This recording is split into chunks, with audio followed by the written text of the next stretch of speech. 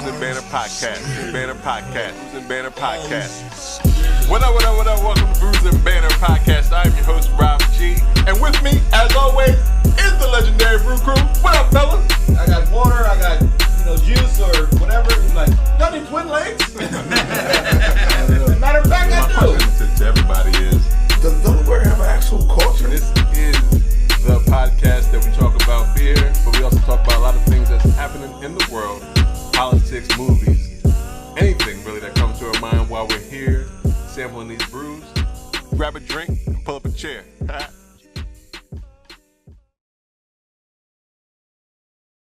All right, here we go. Green means, red means go. Red means gazelle. Red means Oh, then that's trash. Oh my God. You about the trashiest stuff to That is terrible. That's trash. I stay singing.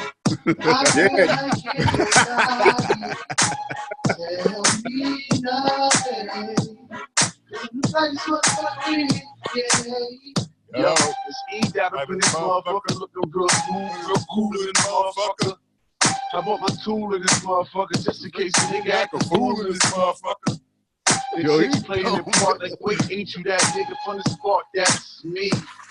Fat, black, and nasty. What's your name? Fat, black, and nasty. He wanted to let y'all know. That's like a biggie. That's a biggie line, almost. Yeah. You know, like, That's where I got it from. Fat, black, and nasty. And then I said, none of these chicks can pass me though. Like, Hey, hey. Yeah, that's what's up. That's what's I up. was E. popping in Murray. the early 2000s. Yes, Right sir. there. Put your singing ass. All right. What up? Welcome to Bruising Banter Podcast, where the topic be the rocket and the brew.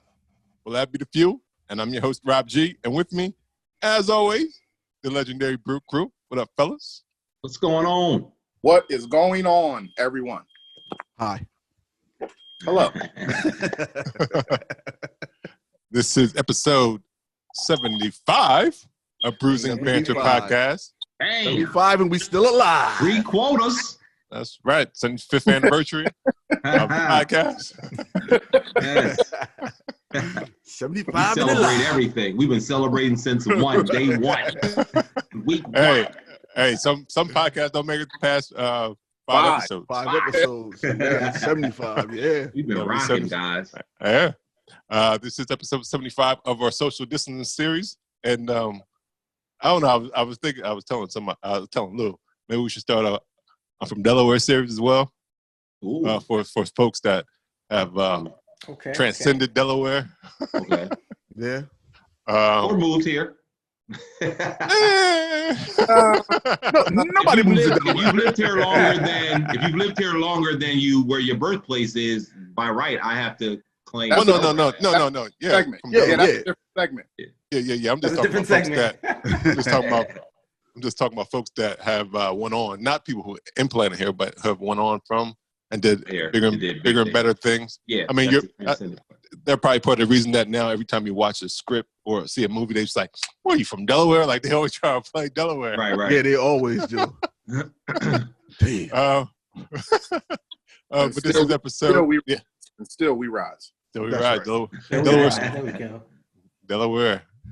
Where? All right, this is episode 75. As I said, we do have a special guest with us. We have hip-hop journalist, cultural critic, There we go. independent producer, Jayson Yes. Rodriguez in the man. building. Welcome to the myth, God. the legend. OJ. Word up. Delaware native. Fresh Prince of Delaware. You know what I mean? There it is. Delaware's There it son, is. Brooklyn's brother. You know how it goes. Oh, there you go. That works. Yes. He is here in the podcast to join us. But before we get into all of that, I always need to know, what is everybody drinking today? We'll start with our guest. What are you drinking today, Jayson? Word, I'm trying to figure out the decorum when I can crack it and start drinking. Y'all Oh, are you can Oh, pop you that can thing start. up You right I now. cracked Do it already. now. Yeah, you late. Yes, so I got 3 brews. I I got a Modelo because that's just my favorite beer. I know it kind of violates your rules, but to me, this is kind of Man, like you drink what you want, man. it's Scottie Pippen. Mexican beers are like Scottie Pippen of beers. They do a little bit of everything. They might not take you to the championship, but they'll get you close. There you go. Other than that, got an IPA. I'll put that in the glass. I'm gonna do one in a can, one in a glass, and one in a bottle. Oh yeah, we couldn't tell that was an IPA. Yeah, exactly right. Yeah, but IPAs a little hoppy, but I think IPAs are good when you're out there eating wings, drinking food. Who's that brewery? This is a local joint here. I think I got it because it said gang. I like gang. Ommegang. Yep. Three Philosophers. This is from Cooperstown, New York. Oh yeah, I had that a couple weeks ago, Jay. It's really good. Okay. Is that who was calling Ommegang? Yeah. What is it called? Gang. Omi? No, it's It's I just think Ommegang. Ommegang. Okay. Right. So that's Cooperstown. And what's the IPA joint? What brewery is that? That's Lagunitas. Okay, where are they out of? Yeah. I don't even know. Lagunitas to me is such a basic IPA that I'm just like, it's Lagunitas, Kmart. Yeah. California and Chicago. California, okay, nice. Said it's out of Kmart. That's what. So you got a lot of not average, but you got probably a ABV out of between the three of those. I'm going to say yeah, because I don't know what that means. Oh, he's a beginner. Got a virgin on the show. Well, then you got to tell him. You got to tell him what. So your ABV is your alcohol by volume. And that's I didn't hear what you were saying. Yeah. I think Ommegang might be a little high. Yeah. Is it on the bottle? Look on the bottle. Yeah. It might be on the box, but I checked that shit. So. It might be 9.7. 9.7. Nice. Yeah. My lane. There you go. And then your Modelo, it may or may not be on there, but Modelo's kind of. Yeah, that's low. It's probably like a 4 point something. I think it's like 5. Let's see. Yeah, probably. Plus it's open, so I'm not gonna fuck with that. Yeah. But this one is 6.2. 6.2. Okay, yeah. You average. You average above 6. That's good. Yeah. If he get all of them, he's drunk. He's definitely drunk. What's this one? I don't know. He's got time. Didn't he say he got time? I punch above my weight, so we good. There you go. That's how it is. Yes. I don't know what this one is, but we'll see. Yeah, we'll find out later. What? Yeah. So, Dev, what are you drinking on? I'm drinking on a special delivery. You know what? I'm feeling good this week because I got 2 special deliveries this week. I got a Brews and Banter podcast glass that was delivered to me by Lou. Early Happy Father's Day gift this week. So thanks, Lou. And shout out to Robin Hood Designs. Black Robin. Black Robin Designs. Black Robin Design. Sorry, I messed that all up. Robin Hood. She designed the glass, and Lou early gifted me this. And what I poured in it is another gift from 302 Yoda. He brought me some Imprint Beer Company Chemistry Cream Ale. They're out of I think Hatfield, PA. Yeah. They are? Okay, yeah. So I was remembering off the can. And this is a 5%er. Okay. I pulled up their East to the gods and the earth. Yeah, I pulled up their to-go menu. This is their traditional cream ale. They've got like so many different cream ales on their list. But, what it tastes like though? Is it good? You know what? I would say it's really to me a traditional ale. For your everyday kind of beer. It's it had some head on it when I first poured the joint, but taste wise, I would say it probably is. I don't want to compare it to a mainstream brew, but I would say it's just a traditional kind of. Well, that's always helpful for some people though. Most people know streams, yeah. What is it? But that's kind of like what initially came to mind. Was just like kind of a traditional kind of everyday. I guess you would say like a not a Modelo per se, but maybe like a Corona kind of thing. It was it's really mild. It's really mild. It's a good summertime beer. It's a good summertime drink, really refreshing. I could guzzle it. It's actually so good. I could just down this thing. Does it have lactose in it? Is it creamy? Nah, no lactose in there. From what I read off of their menu or off of the can. I'm a little interested into, a lot of, like I said, all of their ales have that cream ale in them, but there may be another one out of the pack of their ales that may have it in there. Okay. So, yeah, this one doesn't though. Yeah, it looks good. Yeah, it's good. Who's next? All right, Lou, what you drinking on? Oh, okay, I'll go. I went to Left Hand out of Colorado and got their peach Bellini Radler. It's at a low 4.1. It's real good though. It has those peach flavors. It's like an entry level type of beer for those people that don't really like beer from right away. And then secondly, I have from Turpin's Beer Company out of Athens, Georgia, their watermelon gose. I had one of these yesterday. This is perfect. If you like salt on your watermelon, this is the beer. It was really good. Pass me another to both. This one is I'm sorry, it's not a goosey, it's a gosa. I apologize about that. But it doesn't say the ABV on this one, but I'll get back to you guys. I'll look it up and find out what it is. But it's probably Yeah, I think I had that. I don't think I. We had it on the. I think we might have it. I think we drank it, but I don't think we did it on the actual podcast. We didn't talk about it. Yeah, I don't remember tasting it before. Yeah, we did have it though.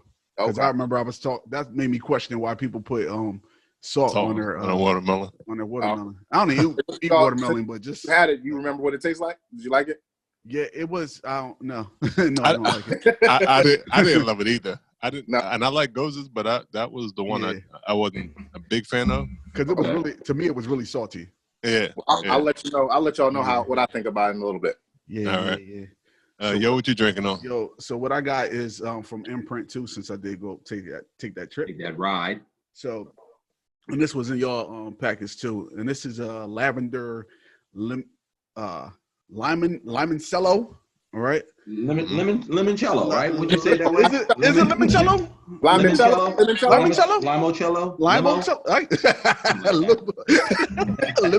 Limoncello. But they all got weird names. But this is a 6.2 percenter, and this one has lactose in it, and you can kind of tell from how it looks. Okay, yeah. You can see it. The cloudiness. Really hazy, yeah. And but this is like. They says a fruit cocktail beer, and I kind of get it because like this thing you can't guzzle this for real because it's super sweet and it tastes like lemonade and you get the smell of the lavender, but I don't really know what lavender tastes like, so yeah, I don't know if that's what it's it's just floral. There's no different than like a hibiscus or flower. You just get that kind of. Yeah, just a floral kind of taste or smell. Yeah, and that's what you can smell it definitely, but the taste is like a real sweet lemonade type joint. Like this, you can really like chug. This could be dangerous. That's coming in at 6.2, right? Yeah, I looked it up. Yeah, and I have it in my my Bruce and Banner glass gifted by the one and only Lou. Yes, Lou Belgium. Thanks a lot, man. This is great. Happy Father's Day. Happy early Father's Day. I have my glass, but I don't have it in there because I actually put it up as a display. You know what? Gotta make sure it's showing in the background, man. Right. Hey, there you go. Yeah. Next time I'm gonna change my angle. I need to start. There you go. I'm gonna change mine. I'm gonna start sitting by bookcases. That's it'll make you look smart as a motherfucker. Look at Jayson. Look at this nigga. He like independent producer. That's what happens. That's right. But it's not just him. It's like a lot of people. Production of a stuff that he produces. What? That's amazing. Lou. I can't hear you, Lou, but I'm gonna take that as a sign of disrespect. He does a show that he calls and. Oh. Okay, Lou. He'll come back to us. Lou sound like he busted a remix out on these niggas. Remix. All right. You sound better now. You're on first. I don't know if you do. Yeah, we'll see. When I'm drinking, I'm still staying home with the home team, Bellefronte Brewing. I have the Clay Monster that's canned. That's a Belgian quad. It is 10.2%. Woo! ABV, so it is it's heavy. I have it in the drink for the culture glass. Of course you do. Because I'm drinking for the culture. Yeah, but like drink for the Bruce and Banner. I am. I mean, but I had that on display. I thought that was more of a. We can't see it, though. Right.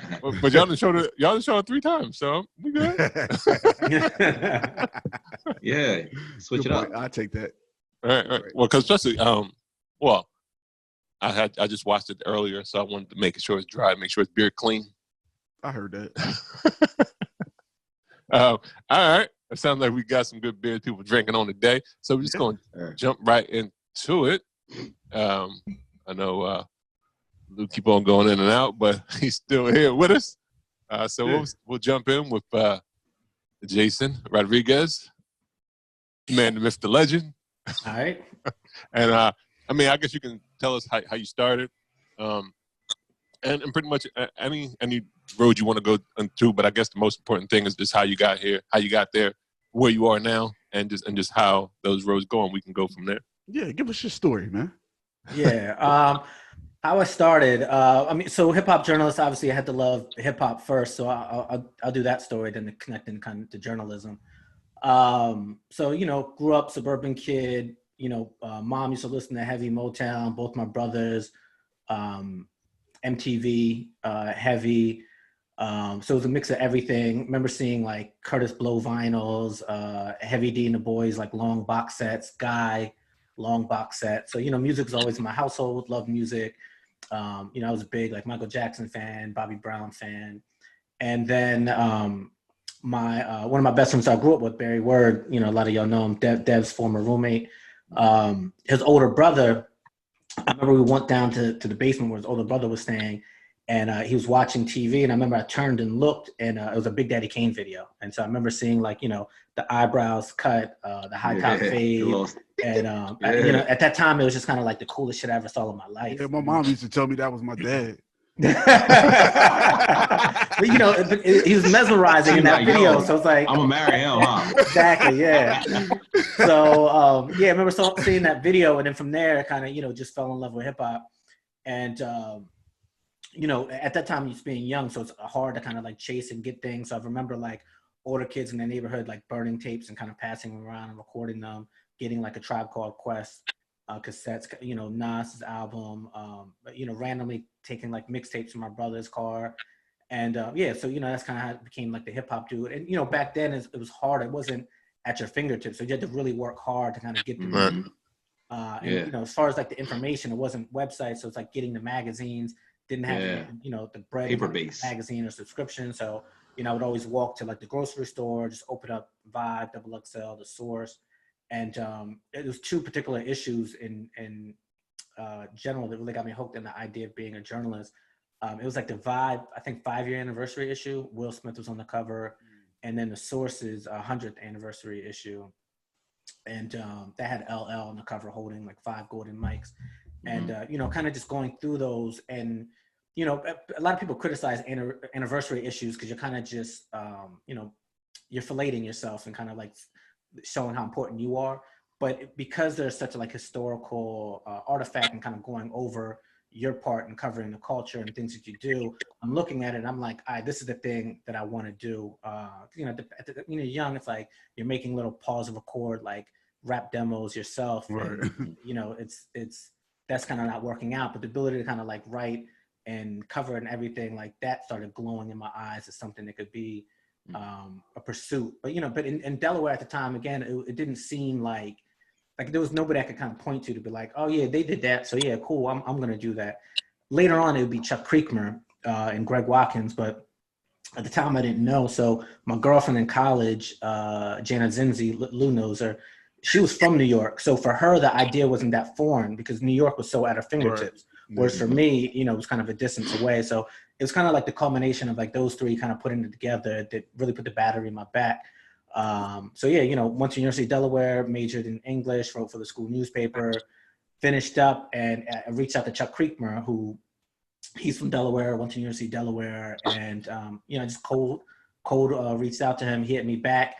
We had a phone call for like 2 hours, and he invited me up to New York. I drove up, and it's bugged out because I didn't know him that well, but he's open arms and just like, yo, come up. He was working for BET.com at the time, but he was freelancing for The Source. So I go up and he had to collect a check from The Source. So he's like, yo, why don't you come with me? So I go to the offices. I still remember these big red doors, kind of like almost like steel locked. We go in, and the music they had 2 music editors at the time, Boo and Gotti, and Gotti was this white kid, and I remember we opened the door to his office and like mad smoke came out, and he was in there smoking up. I think he was in there smoking up with 3 6 Mafia, and I'm like, yo, this is how shit goes. Yeah. And I had a couple of times in my life where I was like, yo, this is how shit goes early in my career, but it kind of is how shit goes. So yeah, man, through that, Chuck was a bridge. Used to write for All Hip Hop, went to NYU for grad school. Ended up interning at Vibe magazine, and from there I got hired and got on, man. So that's kind of like my long runway point into my interest in rap and kind of like journalism, and then kind of getting on. Mm-hmm. So has Lou influenced you in any positive ways? No, I'm just joking. Lou's my college roommate. So to put that on the record for people who are watching it who may not necessarily know the both of us in the overlap, but yeah, now we went to high school together, struck a great friendship. You know, he's my college roommate, and like we hang like tough. Like we had a year where we hung like every single day. We worked together, we lived together. In the summertime, we went to London together for study abroad. So like. You know, huge influence, like whether it's like intentional or not, or like overt or not, you know, just being there and being supportive and not, you know, especially from Delaware, like not being like, nah, that's crazy. Like, right. Like, yo, you know, just listening, you know, is support in and of itself beyond like, you know, the other things that he did. I appreciate you, brother. Yeah. Yeah, because I do remember. That's all Luke can get in. I'll be short. You never know when I go out. What were you gonna say, Rob? Oh, I was going to say what's the connections between, because I know when we had other guests on here, he's like, Rob, what's the connection with y'all two? I went to high school with a lot of y'all, or school in general with a lot of y'all. Me and Dev went to high school together. Me and Lou was college roommates. Rob says we went to school together, so I'm gonna go ahead and trust you. See, I told you, Lou, you don't remember. I said that. And then I met Jayson through Lou, like maybe about damn, I mean, I don't know, even know 10 plus years. As long as you've been with your wife. Yoda came to my crib, fucked up my sink. So. Damn. Oh, he got stories. He got stories. Oh yeah. Recently. Oh, that was like January. Man, that little janky bathroom, man, that shit. That futuristic sink. Yeah, that shit ain't for a big nigga. That shit belong in London somewhere. Word. That's funny. That's funny. Let me ask you this, Jay. So you went to University of Delaware. Did you feel like going to NYU for grad school was like a must, or like just being in New York for grad school, or like how did that transpire? Like, because I know as far as you're concerned, like you said, we were really real close around the time you were applying to grad school and things. What made it? Was it like New York or bust? I'm going to a school in New York, or was it just NYU? Like, what was? No, it's funny you just say New York or bust. Basically, like I only applied for one college and one grad school, and that was it. And so like it's funny. I wanted to do journalism, but not in the sense that like, you know, I could have won anywhere. Like, you know what I mean? Like I had to be New York. And it's funny. So Lou texted me the other day and was like, yo, I saw Will Parks, and I wasn't really paying attention. I was like, Will, I thought he meant Will that we went to college with. And so there was this dude, Will, that we went to college with. He used to take his refund check from tuition that financial aid would like overpay the tuition. He took the refund check and he bought leathers, right? Like he had these like butter leathers, and he had like burgundy, green, mustard, yellow. Oh, he's a tall, skinny, like fly dude. And Will's like his appearances would be like scarce. He wasn't always around. So when he popped in, he was always fly, funny, and he knew when to leave, right? Like, so we didn't really know much about him, but we liked him. He was mad cool. But he was the first I knew that kind of did that flip with that hustle. Okay. And so I did that same hustle. I used my refund check for NYU, and I basically used that to live. And so when I went to New York, like I went to NYU, but I didn't work at the time. I took that money and I flipped it, paid my rent. I didn't live like on housing. I lived in Harlem, and I just hustled. I went to work for All Hip Hop, was writing for them all the time, interned at BET.com, interned at Vibe. And so it's not like I don't want to discourage NYU. As I gotten older, I appreciate it more. But at the time, it was tough because I felt like they broke my voice writing a little bit, trying to do something they didn't know what I was trying to do.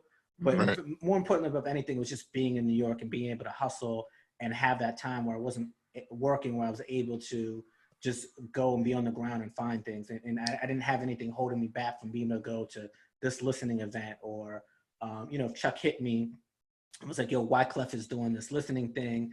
I'm gonna cover it for BET. Come with me and you cover it for All Hip Hop. And so, you know, I had nothing schedule-wise to like stop me. So I would go and, you know, Wyclef was there and had like, what was the blue Hypnotic girls smoking up. There's nothing stopping me from being like, all right, I'm gonna get that chill. I'm gonna smoke up. I'm gonna do this. Yeah. And again, another moment like this is how it is. That is how it is. That is and how so I didn't have to worry about like going to work the next day or this or that. Like, and I'm banging out like writing this copy, establishing relationships. So more than anything, it was like I had to get to New York. It's different now because again, you know, just like how we're doing this with Zoom and social media, and you know, you can kind of make these things and work at a distance. But at the time, like, you know, to know like the three magazines, Vibe, XX on The Source, they were ABC, NBC, CBS. So you had to get to build the editors, and if you're not there to meet them, it's not, you know, you're not going to be able to just do like a hard phone call and develop that relationship that way. So like NYU, yes, but more so it just being a conduit to just being in New York, get my feet on the ground and do my thing. Do you feel like you could have did this without NYU?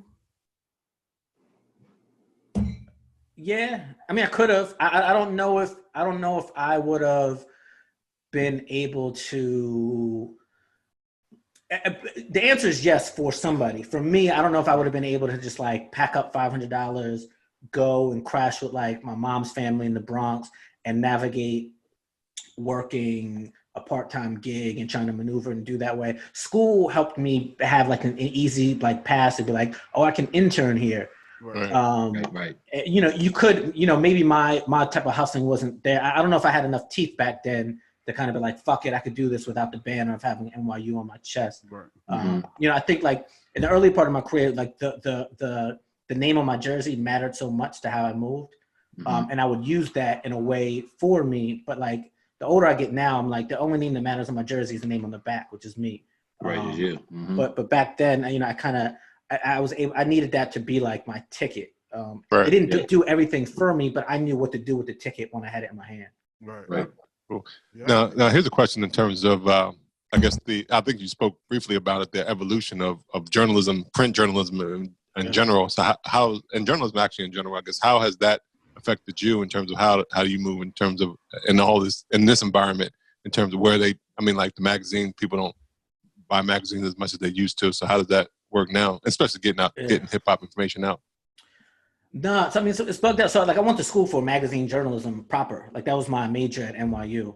And so like working at Vibe was like a thing. And so like I worked at Vibe. I used to be the executive editor at XXL.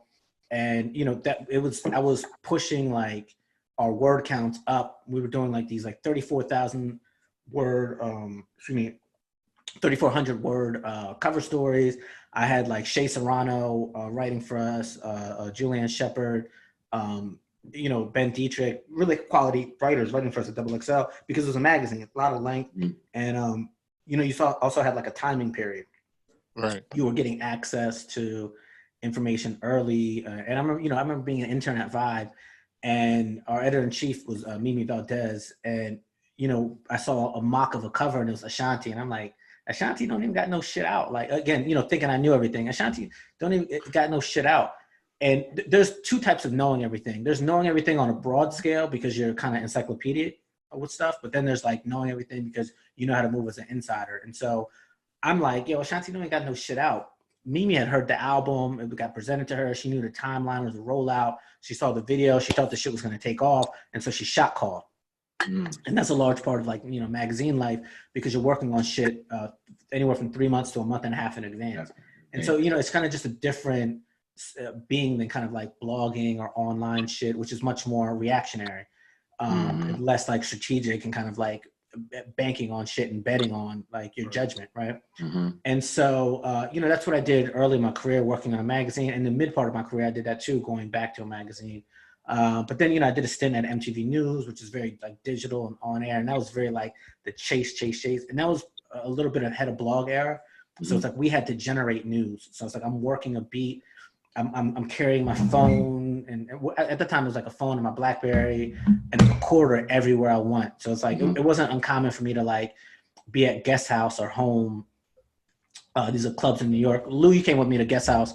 We went to that Keisha Cole music video that I brought you to. Yeah, when I was in the Keisha Cole video. Yeah, so it wasn't uncommon for me to be like at a club at like 1 o'clock in the morning and like run up on like and see Irv Gotti there in the VIP. Right. And try to like just pump information out of him and pull out my recorder. And then, wake up in the morning, kind of see what I had and like write it up to a story. Like it was real like hard living, hard working, like me and Shaheem Reed were doing, right? And so then from there I kind of evolved into like everything being like video world. And so, and that's kind of like where I have this up right now. This is a Pusha T piece that I wrote, produced, and directed. That's just the idea of like where things are going now, where it's like, it's less and less. I mean, and you can say it for yourself, right? Like 8 years ago, you were at the barbershop looking at the couch and be like, oh shit, here's a XXL with P.D. Pablo on the cover. I'm gonna read this. Now, when you're sitting at the barbershop before you get your cut, like you're pulling out your phone, swiping through Twitter, and like you may find like a link to a video and you're gonna watch that instead. So that's kind of been like the evolution. Like it evolves as like the consumption. It's chasing the consumption. So the same way that like we consume, like now the impetus is like, how can I create to the consumption? And so there's been some journalists that have been able to adapt. There's been some that emerged because they were younger and that was the palette for them. And there's also been some that's just not their bag and they're holding on to like writing long form and this is what they're gonna do.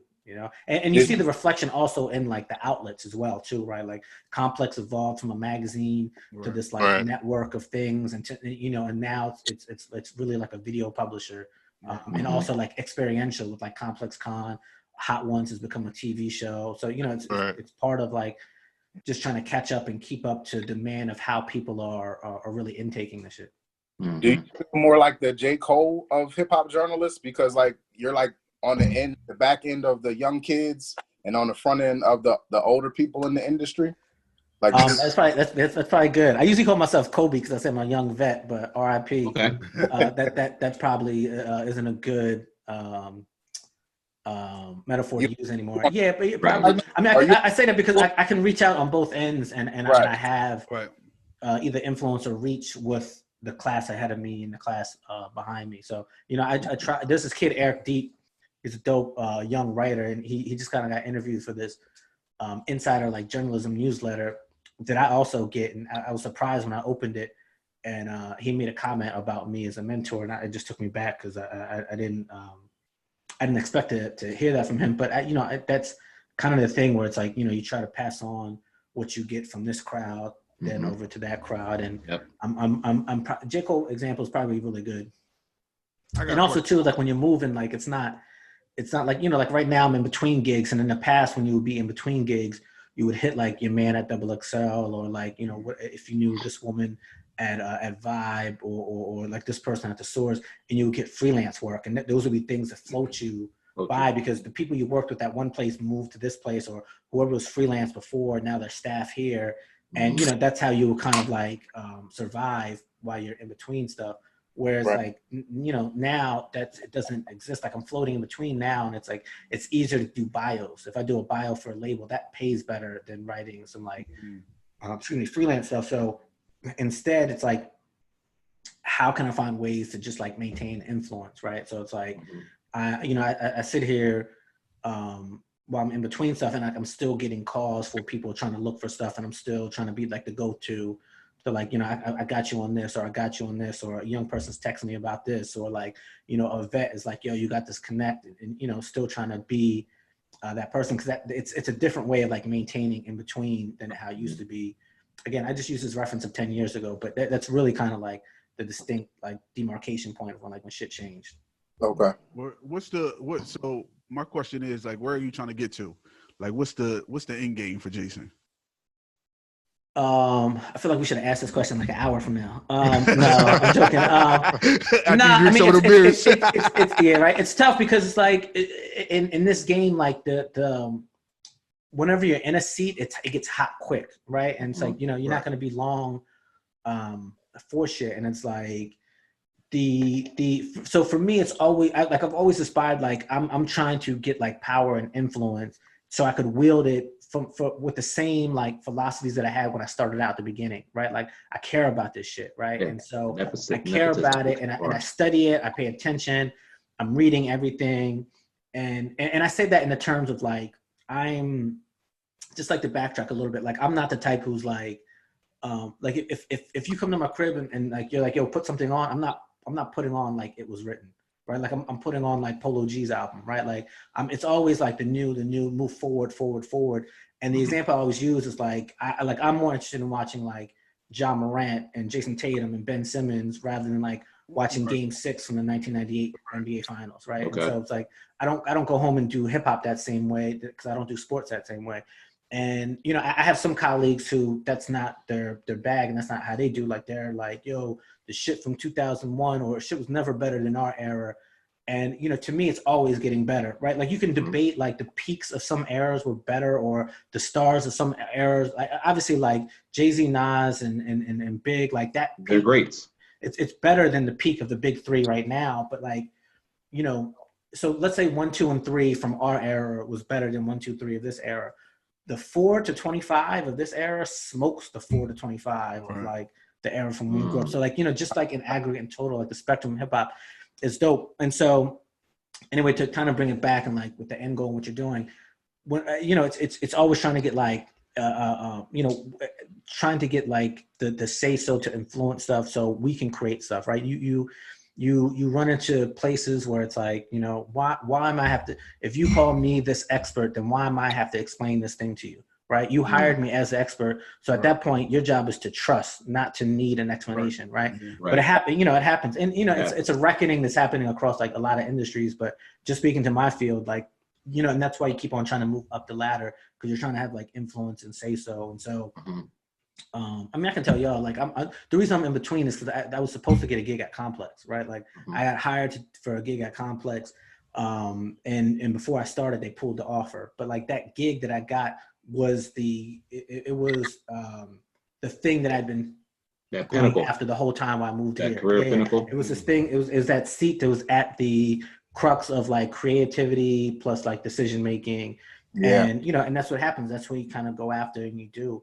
And in terms of like end goal, it's a mix. It's like, there's not that many seats. That's why it gets hot, right? So it's like, I went through this experience and people are like, yo, it'll come back to you. And it's like, there's not a lot of those seats, right? It may not come back around, but for some of it, I'm just trying to punch my own ticket, right? So I independent producer, because I have my own company, partner with a couple of production companies, writing treatments, pre-COVID and quarantine.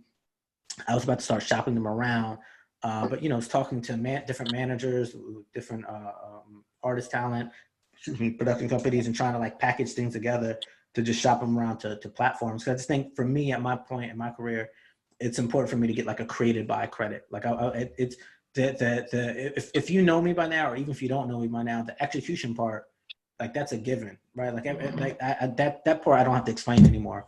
But it's the idea of like, germinating a new idea, pulling this all from scratch. And it's like, this is this new franchise. This is this thing that didn't exist. It's going to keep going. It's going to be recurring and not just kind of like this one-off, and getting that kind of like developed by, created by credit. Like that's kind of my next iteration that will probably lead to where I'm trying to go, or end goal, whatever you're saying, All right. Yeah, that was a heavy question for probably the end, but just going back and defeating, and like getting Magneto out of pocket because he was giving so much. I just wanted to know, like, motherfucker, where are you going with this? But in terms of like just circling back to like the independent production, and you were talking about the Pusha T project in the background, like what can you talk more about that project or other projects you have been working on? That project's out though, right?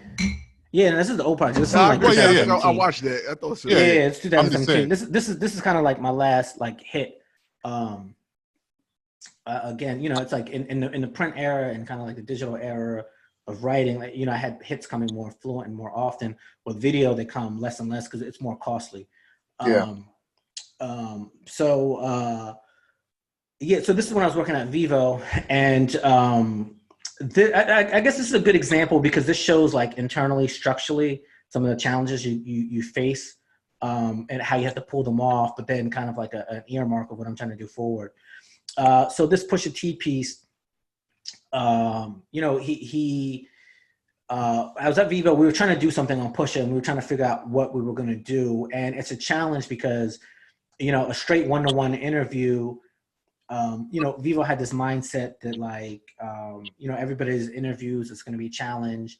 That wasn't my mindset because their interviews aren't going to be my interviews. And so, like, you know, I have this really good Jeezy one-on-one interview that I did for Vivo that I think kind of it's up there with like the Breakfast Club interview and my interview, maybe like one other, right? But just from a competitive standpoint, like that's not what people are going to Vivo to check for. So it's like, you know, trying to find like unique niches and different approaches. And so with Pusha T, I was trying to think like, all right, what's it going to be? What's it going to be? What's it going to be? And I remember going to the listening and hearing the music and talking to one of his managers.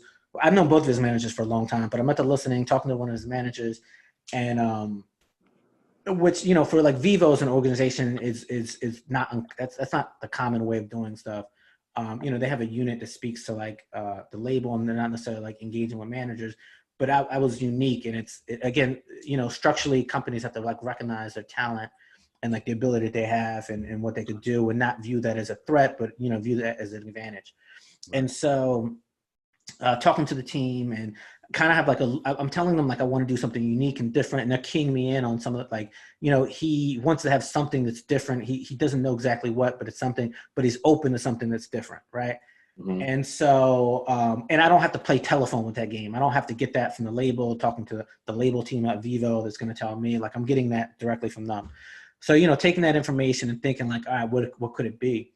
And so then, you know, Pusha, he Instagrammed a copy of Daytona. This is before Daytona came out, but it was a mocked up purple cassette, and he had tagged as a geolocation Stapleton Projects, right? And so I was like, damn, you know what? I should take him to Stapleton, and he could see where like the wool's from, and kind of like do this mix of like the influence of why he's calling it the purple tape, and like this is where the purple tape came from. And I ended up going to Wyoming for the Kanye West. What was the album? The bipolar joint? Was it just Ye? I forget. Yeah, it was Ye. Yeah, so I ended up I ended up getting invited to that, which again, just to talk about structurally with like things. So like the label hits me directly, like, yo, we can't give you much. They text me, we can't tell you much detail, but like tomorrow, flight out to Wyoming, you in or out? Let us know now. You can't say shit to anybody. I'm like, all right, I'm in. So I'm like waiting. I like wake up at like 5 o'clock in the morning, check my phone, and like flight information is just coming in. And it's like, yo, 8:30, you got to be here. Damn. So I'm like packing my shit up. I go and I'm hitting Vivo like, yo, I got this is the deal. Boom, boom, boom. Like I'm about to go do this. And like, you know, also being like a responsible employee, like I didn't have shit on my plate for the next day and a half where this was interrupting, right? Like I would have just been researching at my desk.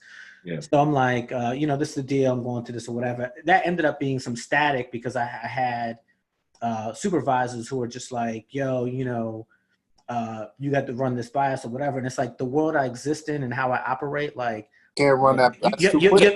You have to be okay with me managing myself, right? Because for to do what you think is like the ideal of management, that doesn't move fast enough for the idea of the world I live in. So again, if I'm the expert and you trust me, like your job isn't to clock what police I'm going, or micromanage. Your job is what I got going on. What am I bringing this week? Right. So ended up going to Wyoming, checking out the listening. And so the next day we're leaving. It's like small airplane bunker. So it's like we're in this like area, and it's like, you know, Ty Dolla $ign, different label people, management people, whatever. And the view is actually that cover. The view from that airport is there's a Kanye cover. You see the mountains, the snow tops, or whatever. Okay. And so literally like, I think, I can't remember if I'm coming out of the bathroom or Push is coming out of the bathroom, but like we cross paths and I'm like, yo, Push, And he's like, yo, Jay. And I'm like, yo, do you have a minute? Can I rap to you about something? And I just give him the elevator pitch right there. And what's actually funny in that moment too is this is before he got married. And while I was talking to him, Fabulous walked by, and he's like, yo, Fab, he's like, are you coming to the wedding or not? He's like, he's like, Jenny is stressing me out. Like, what's up with About the list? And Fab is like, yo, my bad. Like, I got to talk to M, blah, blah, blah. And they're just being like normal, like couples and wedding, kind of funny moment in between. But anyway, I give him the pitch right there and he's in. So he's in. And at that point, I was, I also had like Raekwon in my pocket because I was going to bring Raekwon to Stapleton. And it was going to be, although Raekwon is from Park Hill, which is kind of like a 10-minute drive from Stapleton. Ghostface and RZA are from Stapleton. Raekwon and kind of everybody else is from Park Hill. But I was gonna have Raekwon, we saw the show. Yeah, so I was gonna have Raekwon and Pusha meet together and kind of rap and talk. Right. But the schedules didn't work out, and Ray kind of had to go because he had a bag doing like a tour show and couldn't. So anyway, the fast forward, pull it off, book it. I go to Stapleton myself. I hit my man Guy. And he's from the Rock, Stapleton. We go scout out, we go through the projects, figure out like the route we're gonna shoot this, and then I assemble a crew. We go out there and shoot it, do the interview, and excuse me. So then I'm long in the tooth with this because I kind of want to explain like where this put me on my path to where I want to go and kind of like the challenges you face when you're at a company. So then. Film everything. I have the piece. So then I'm trying to secure music, right, that I want to use in the piece. And I'm like, all right, I'm trying to go through the Vivo channels of doing stuff. And I'm like, hey, I need this instrumental. Can you reach out to the label and do stuff? And, for me, it's a challenge because coming from a magazine background as an editor, like I'm just doing that all myself. For my writer, when you go to like video places or other places, they're especially Vivo, it's modeled off like MTV, which has MTV News, TRL, this, that. So they centralize that communication with the label because this person can just talk for all the shows. Vivo, that wasn't necessary. It always ended up kind of feeling like more often than not an impediment. Sometimes it was beneficial if your workload was wide and you kind of just needed somebody to handle that while you're working on something. But in this case, I was trying to get the music. They couldn't secure the music. And then I just ended up texting the same dude from Def Jam who had invited me to where I'm in the first place. And I was like, yo, you mind if I just like go and get the shit myself? And he's like, yo, if you can get it. But he also knew me. The Def Jam rep had interned at MTV News when I was MTV News popping. So he knew who I was. So he's like, yo, if you can get it, like help us out. So I'm like, cool. So I just hit Mike Dean. I hit Mike Dean direct and I'm like, yo, Mike, I'm working on this shit, whatever. I'm like, I need a couple of instrumentals for this piece. Label says they can't get it. Like, what's up? Mike Dean is Kanye's engineer, longtime engineer for Scarface. So I hit Mike direct and he's like, yo, I got you. He's like, I'm gonna send it to this person at the label tomorrow. I got it. Boom. I hit the label and I'm like, yo, Mike's gonna send it tomorrow. It's gonna come to Homegirl. She's gonna get it from her. Next day it comes all the way, get it popping and get the instrumental. I put the piece together, wrote it, directed it, produced it. And it's just funny because at the end, usually like at the end, when you kind of have a piece that's popping, everybody who helps is like championing it and they're pushing it on their socials too. Right. Nobody pushed the shit but me because nobody helped me. I ended up doing it. And it's funny because rather than like signaling it at the time as a success, it was kind of just like, they left me on my island because I did the shit myself. So it was kind of like, all right, like, not like some ill will shit, but it's like, this should have been a different type of success for y'all. Y'all should have recognized who y'all had. And it, kind of didn't turn out that way. And then, months later when they're having their upfronts, and, upfront and kind of like digital and TV speak is when you present what you're going to do for the year to advertisers, labels, and different partners. So you can kind of get them to get on board in either a partner way or like a financial way. And so when Vivo went and did their upfronts, everybody from labels were texting me and they're like, yo, they're showing this piece.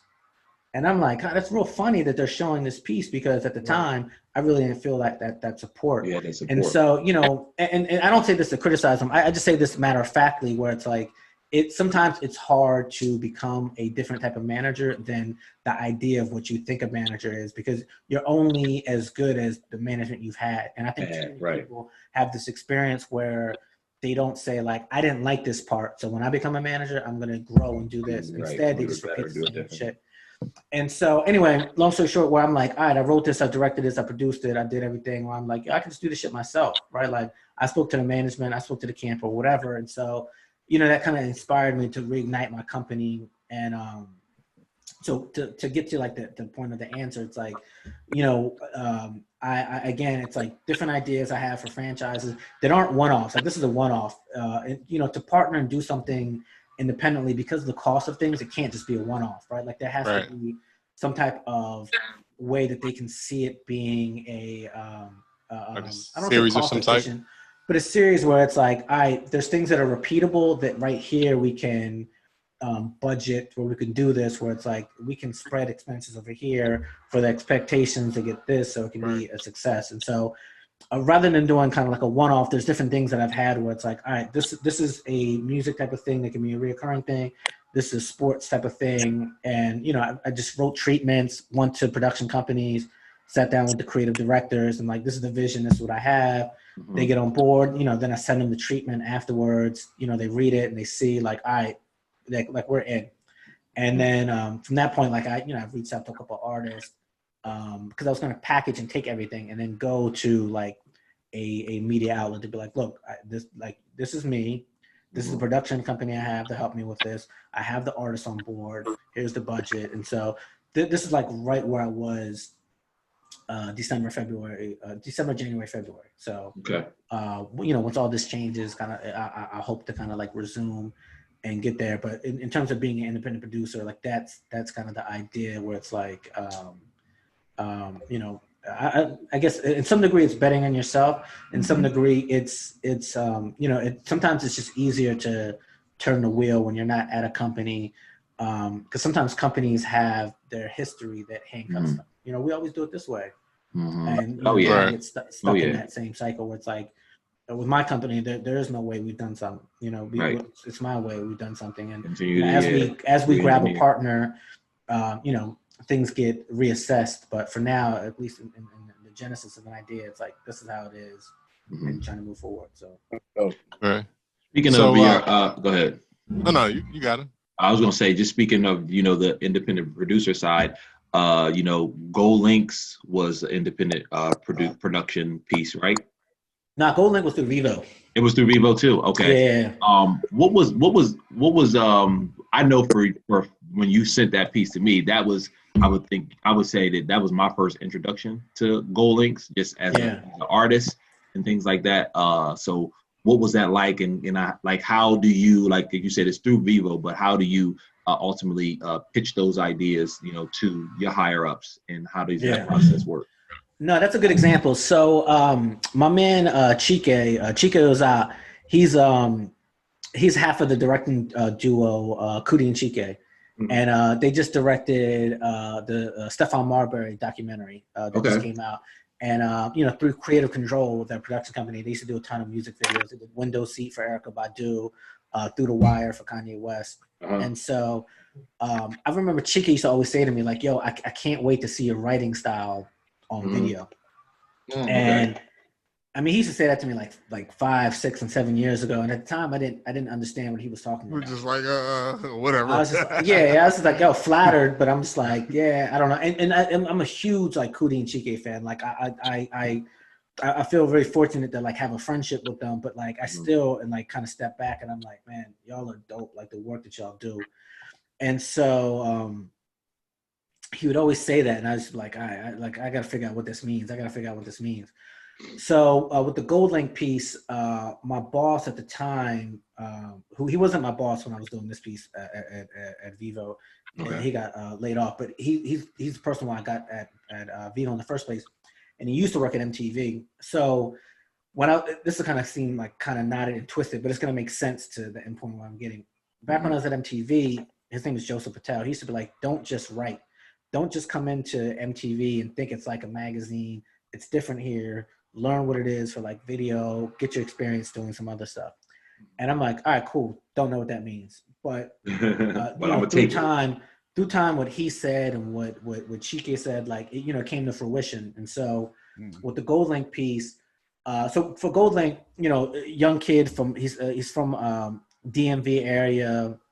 He has a song Crew, and then he just put out an album I think like a year and a half ago called Diaspora, which is super. Love it. And so we were trying to do a piece on rappers and where they came from and the influence of their hometown on their perspective and their work. And so we were trying to think of a bunch of different artists. And at one point we were going to do Belly, the kid who's affiliated with The Weeknd in Ottawa, but he doesn't necessarily have like that like love affair with his hometown, so he wasn't interested. We were going to do Joey Badass in Brooklyn, but that becomes hard because that story kind of gets told so many times. And so, we were at our wits' end trying to figure out like who was our artist. And then this kid Cam Roberts, he worked with us at Vivo, and he just co-wrote the treatment to Wale's video, Rooting for Everybody Black. Oh, wow. So Cam is like, yo, what about Goldlink? And it's like, yo, that's a good one, right? Because like DC, New Orleans, and Oakland are kind of like these just like black enclaves where culture is just like unadulterated, right? Like they're just black cities. Even Atlanta, like Atlanta's not like New Orleans, DC, and Oakland. And so, it was just super interested. And like, the DC story is never really told well beyond like, and Go-Go, right? And so we ended up doing it. We were like, all right, cool. We do a couple phone calls with him. We're like, all right, we're going to do this story about you in DC. And then we go down there and I realized like, he's really not from DC proper. He's from Bowie, Maryland. Right. Okay. And in him telling the story and going around with his friends, a lot of what he was saying wasn't that different from like how I grew up. Right. It's more so like he's influenced by his friends, and that's the influence he takes to spits out in his music. Right. And there's power and value in that, right? But it's not necessarily the DC story that he thought he had. Mm-hmm. And so while we're on the ground, I had to kind of like shift the idea of what the story would be, and instead turn it to like him and his friends. Mm-hmm. And so then instead we're like letting the camera run on him and his friends more, because that rapport and kind of that like friendship, you see it, like he's not like the leader of the crew, he's in the crew. It's an ensemble, right? Yep. And so, the story kind of changed into that. So then, we get back to we were in DC for 3 days, and like we were at his crib with him and his pops that he grew up in. Yeah. We're in Maryland, then we go to DC the next day. We pop up at different restaurants, and then like that there's a scene in there with like him, his friends, Wale, it's a bunch of different people. And then he has this on his first album, I forget the name of his first album. He has this interlude called it's like Kokomo's Freestyle. It's like one of the last tracks on the album, and it's just like this dude who's like older in DC who kind of like just pops up everywhere freestyling. Mm-hmm. And he popped up and started freestyling, and I'm like, yo, we got to get this shit on camera. Mm-hmm. And so that's how we ended the piece. So it felt to me at the end, like with this piece and with the Goldlink piece, it felt like if you're from there, it didn't feel like I swooped in, right, told the story and got out. It felt like you're like, yo, nah, like he spent time, he went to the places like that people don't go to, and it's official, right? So got back to New York and just watched all the footage. And at that point at Vivo, I hadn't worked on pieces like this. It was more like hosting pieces and kind of more like game show, like fun, like make people laugh or talk about like a music video. So with this, once I like watched all the pieces and I started writing it, that's when it hit me, like what Chike was saying, right? Like I wrote it like how I would write a magazine story. Like this is the opening scene. The opening scene is like here on this location, Goldlink, all his friends, smiling, laughing, Wale, boom, boom, boom, action happens, start. Mm-hmm. And then we go into like the history, which is exactly how we do it as a magazine story, right? After that break, then we go back to like he was born here and did this or whatever. Then fast forward to like, this is how he popped with his career, and then ended kind of like with a look at the future of what he's trying to do. And so the way, and when I direct stuff, I write it out as if it's like a blueprint. Okay. And so I write it, I give it to the editor, and I'm writing it like this soundbite, this comment, this is what you're gonna see for B-roll, this, put the sound up here. Like I write everything down. And then they give me a rough cut, and then from that point, then I sit with the editor and I go through and I'm like, all right, let's change this. The rhythm's off a little bit. Let's do this. Snip that. Okay. Let's change this or whatever. But that Goldlink piece, it happened internally, but through that experience, that was kind of me like figuring out the things that people externally had been telling me for a couple of years that I wasn't connecting the dots. Right. Yeah. Now, I'm not going to ask you who's your worst interview. I can tell you it hasn't changed. Oh, it hasn't changed for years. I was going to tell you I was going to ask who's your worst and who's your favorite interview. So yeah, I can tell you my worst, my best, and my favorite. The worst was Birdman twice. Okay. Twice. Yeah. Why? You gotta explain. So the first one, I was at NYU, grad student, writing for All Hip Hop. He was baby back then. Yeah, it's baby. Beatrix, I think, still.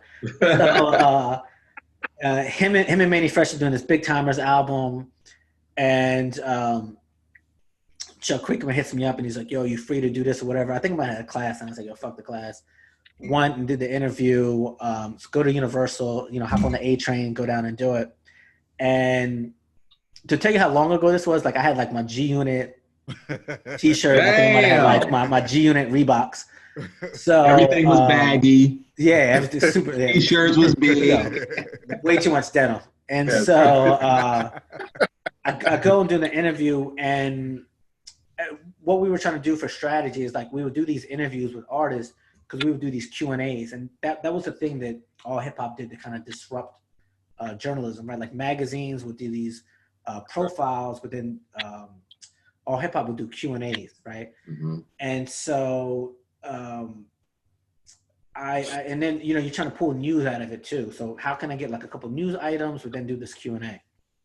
And so at the time, Baby was still arguing with Wendy Day. Wendy Day is this woman who she operates this nonprofit company called the Rap Coalition, and it was much more prominent back like 15, 20 years ago, and like 20 years ago, 20, 25 years ago actually. And so her thing was trying to help artists understand their deals and help them not get taken advantage by the labels. And so her big claim to fame was the Cash Money deal, the David Banner deal, and some other one. David Banner credits her a lot. Birdman is like, nah, like I was gonna get my shit no matter what. Right. And so, and the Cash Money, they had a record-setting deal. Like, I think they had like half of their masters. They were gonna get it back in like 10 years. Crazy advance. Like it was unprecedented at the time. Mm-hmm. And I asked Baby about it, and I'm in this like little small room, like it's like the size of my bathroom, right? Like it's a little small like room, small. And it's like me, Baby's across from me, Manny Fresh, and like a couple of goons off to the side. Mm-hmm. There's no cameras. I got my phone, my recorder, and I asked him a question. I get to the Wendy Day question, and he just like gets super short with me, and then like from there, like he's not answering shit. And then I'm asking questions for like the both of them. Manny's trying to help and like answer, but Birdman's answering. He's like, nah, we ain't gonna talk about this or whatever. And so like it really chopped my time with them in half. And I felt at the time I didn't really get shit from them.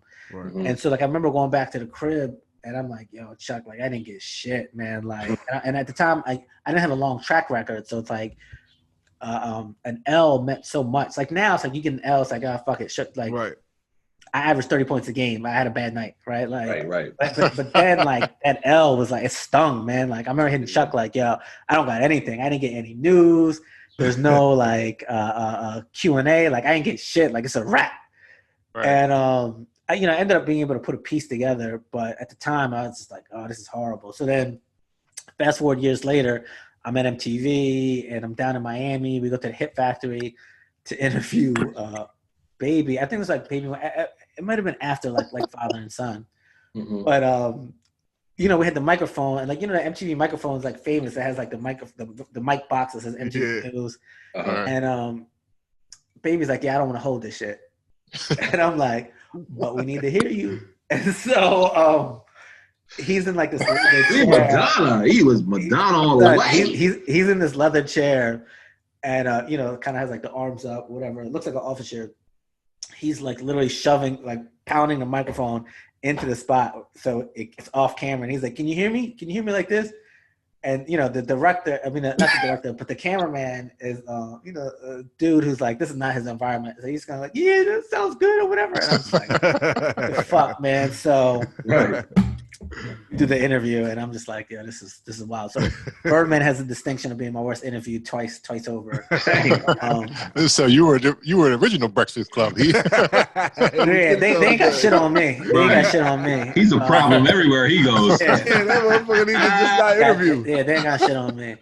I was the first person to interview Rick Ross without his shirt. That the distinction I have. Oh, okay. I'm sorry to hear that. We was mad close too. I was like, oh, you have eyes around your belly button. Right, cool. So, my best interview, Jay-Z. I did this Jay-Z interview. It was supposed to be 20 minutes long. Ended up stretching to be an hour and a half. And from there, that's what established my relationship with Jay-Z. Where's that like? Would you guys do that in the studio? Did you do it like at one of his cribs? Like, so it was. I would feel like I was there. It was a day before. One of his cribs. So it was a day. No, so he came to MTV. It was a day before Thanksgiving, and MTV, like our editors came to me and Shaheem. They're like, "Yo, we have this interview."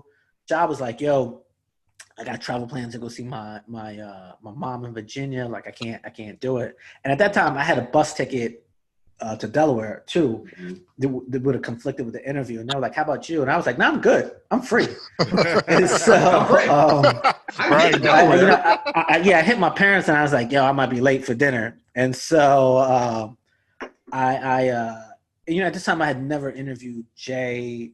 It might have been like my first like heavyweight interview. And so props to Shaheem Reed, who I love immensely, man. Like he's a fucking first ballot Hall of Famer, man. Like he's amazing, man. And a saying that I have is when you're that successful, like, it's easy like to hate on shit. And I always say, like, if you want that Shaheem Reed shit, you got to do that Shaheem Reed work. And like 100%, like he is a fucking monster. He's immensely talented, immensely driven, has so much vision, man. Like I love that motherfucker so much, man. I learned so much from him. And it's weird. I don't call him a mentor because we were more brothers riding side by side, but just watching him and seeing how he goes about his work had like a profound effect on me. So with the Jay interview, he helped me a lot. And he's just like, Jay is just clever. It's not a lot of interviews I had like this. Like you can't ask him a close-ended question. And so a close-ended question is, if you give me a chance to say yes or no, I can just say yes or no. You have to make it in a question where it's like, you can get them going and talking, right? So it's like, don't ask close-end questions. There was a couple other tips he had me, but that was the one. And that's like a journalism 101 thing, but like he pounded it like, yo, you don't understand. Like he's this or whatever. So, I had like a yellow legal pad with all these questions, and there was probably three things that helped me be successful. That was the first part. The second part was a little bit before that interview. Me and my man Hanif. I think you know my man Hanif. Hanif, that's my boy. Yeah. Oh yeah. Too. Dev, you do too. Yeah. So Hanif is like my version of like y'all up here, right? Yep. And so me and Hanif, I went to LA, and we ended up stopping by this shoot. It was a cover shoot for I think like Latina magazine, because my homegirl was working there at the time, and they had a videographer shooting behind the scenes. And LA is a little different. New York is more like it now, but they hustle from like project to project per quarter, and it's like, I'm working on this show, but this show's on hiatus, so now I'm going to do this. And so again, to do like at the time thing, he was working on this show at the time that Fox Sports used to run called Sports Science, which now, ESPN is acquired and it's kind of an ESPN property. But back then it was kind of like, it wasn't online, no social media. So if you caught it and you wanted to know and you knew this thing, you knew this thing. And Sports Science, it was what it was. It's talking about the science of, sports energy and how, this football player has like the shakes that he has, or how this basketball player has this pressure to his first step is so crazy, right? And so when I did the Jay-Z interview, I had mentioned that to him. I was like, I want this interview to, like, before we're starting, I'm like, I want this interview to be like Sports Science. Like I'm really like kind of get behind like the scenes and stuff. And I think he knew about it. I can't remember if he knew about it, if I put him on to it, but there was definitely a visceral, like, yeah, light bulb going off. And so I had him at that point. This is before we started recording. So, you know, it helped. And then like the third thing was all the MTV people, like, so this interview, I had to do that for MTV News, TRL, a bunch of different properties. Mm-hmm. And, you know, we had a 3-camera setup, which was unique at the time for MTV. Mm-hmm. Usually it'd be like 2 setups, like the close and the wide. So we had like the close to wide, and then we had a crane going back and forth. And I remember every MTV is like, yo, he's coming. He's going to be in 10 minutes. Like, we need you to get to the 25th floor. I'm on the 29th floor. And I'm like, yo, fuck that. I'm like, I'm not getting there before him. Like, I'm not going to be there. And he walks in. It's like, hey, Jay, I've been waiting for you. I'm like, he's going to get there.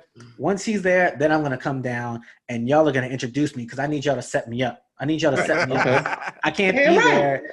And then y'all do this. Like, I need it to work this way. And so, and I couldn't explain that to them because that's just not how they operate. And that's not how. Right.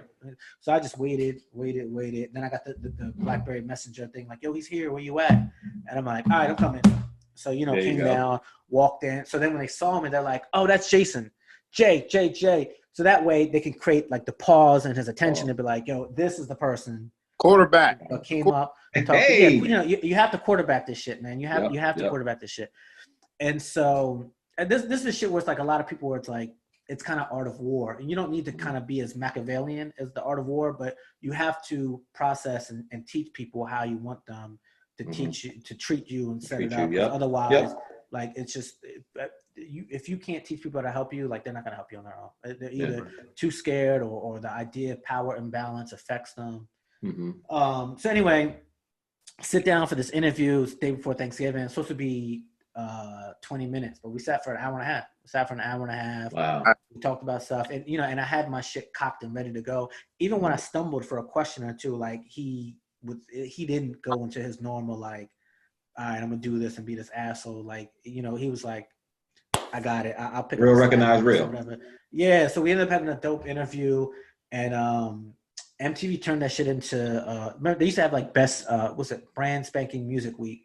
They changed it into brand spanking lyric week because I had gotten all this good content stuff, and this was like the Around American Gangster album. Okay. So it's bugged out. It was a 90-minute interview. They I think they only ran like like 6 minutes of this shit. I still have it, and I keep telling people on social media who follow me, like, and there's people who remind me all the time, including like Ain't No Jigga, if you follow him on social media. They're like, yo, do something with it. I'm like, yo, there's gonna be an anniversary for it. I'm just gonna cut it myself. I'm gonna do my own documentary short and put the shit on YouTube. What you should do is note down how many times he said, you know. Yeah. And so I'm also trying to remember because it's so long ago. Yeah. But yeah, do the interview, hop on the bus late. Like, I think I have to like wait standby. I completely missed Thanksgiving dinner. I think I showed up at like 8:00. On Thanksgiving Day. Yo, some families don't eat till late. I know. But from that point, like, you know, but that's established my relationship with Jay. So one time we were out for a birthday party at Spotted Pig, me, Hanif, and a couple other people, and we're on like the top 3rd floor, which is, again, small. It's like my bathroom, small area. And So we're waiting for my homegirl to come through, and the door opens, and we think it's her, so we can say surprise, and it's Jay. Oh, wow. And Jay was an investor in this restaurant, and so he comes in, he sees me, and he's like, yo, Scooter, please let me sit here. So him and John Manili sit there, and then our interview was not that long ago, so we was just rapping about shit, you know what I mean? Right. Yeah. And so this is an example of shit that I haven't shared with like Dev and Lou. So like, we're just like sitting there chilling, and Jay starts ordering shit, and he's like tapping me, he's like, yo, tell your people, like, whatever. So, you know, different shots. So I'm having shots, me, Jay, John Manili. He's ordering different appetizers, you know, passing them around to like all my friends, and we're like waiting.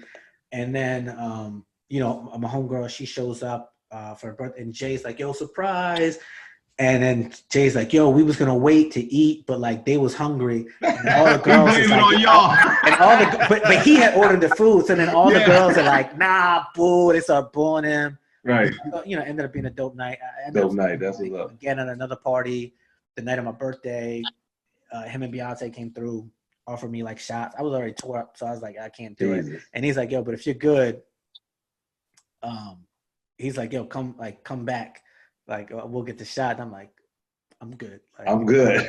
I'm already there. I'm already there. My dumb ass would have been showing off. Yeah, I'm good. Yeah, I'm ready. I'm ready. Been in there throwing the I'd fucking. be like, what you mean I'm good? Nah. But Give me them shot. Yeah, that'd be the time. That would be the time to throw up on Beyonce.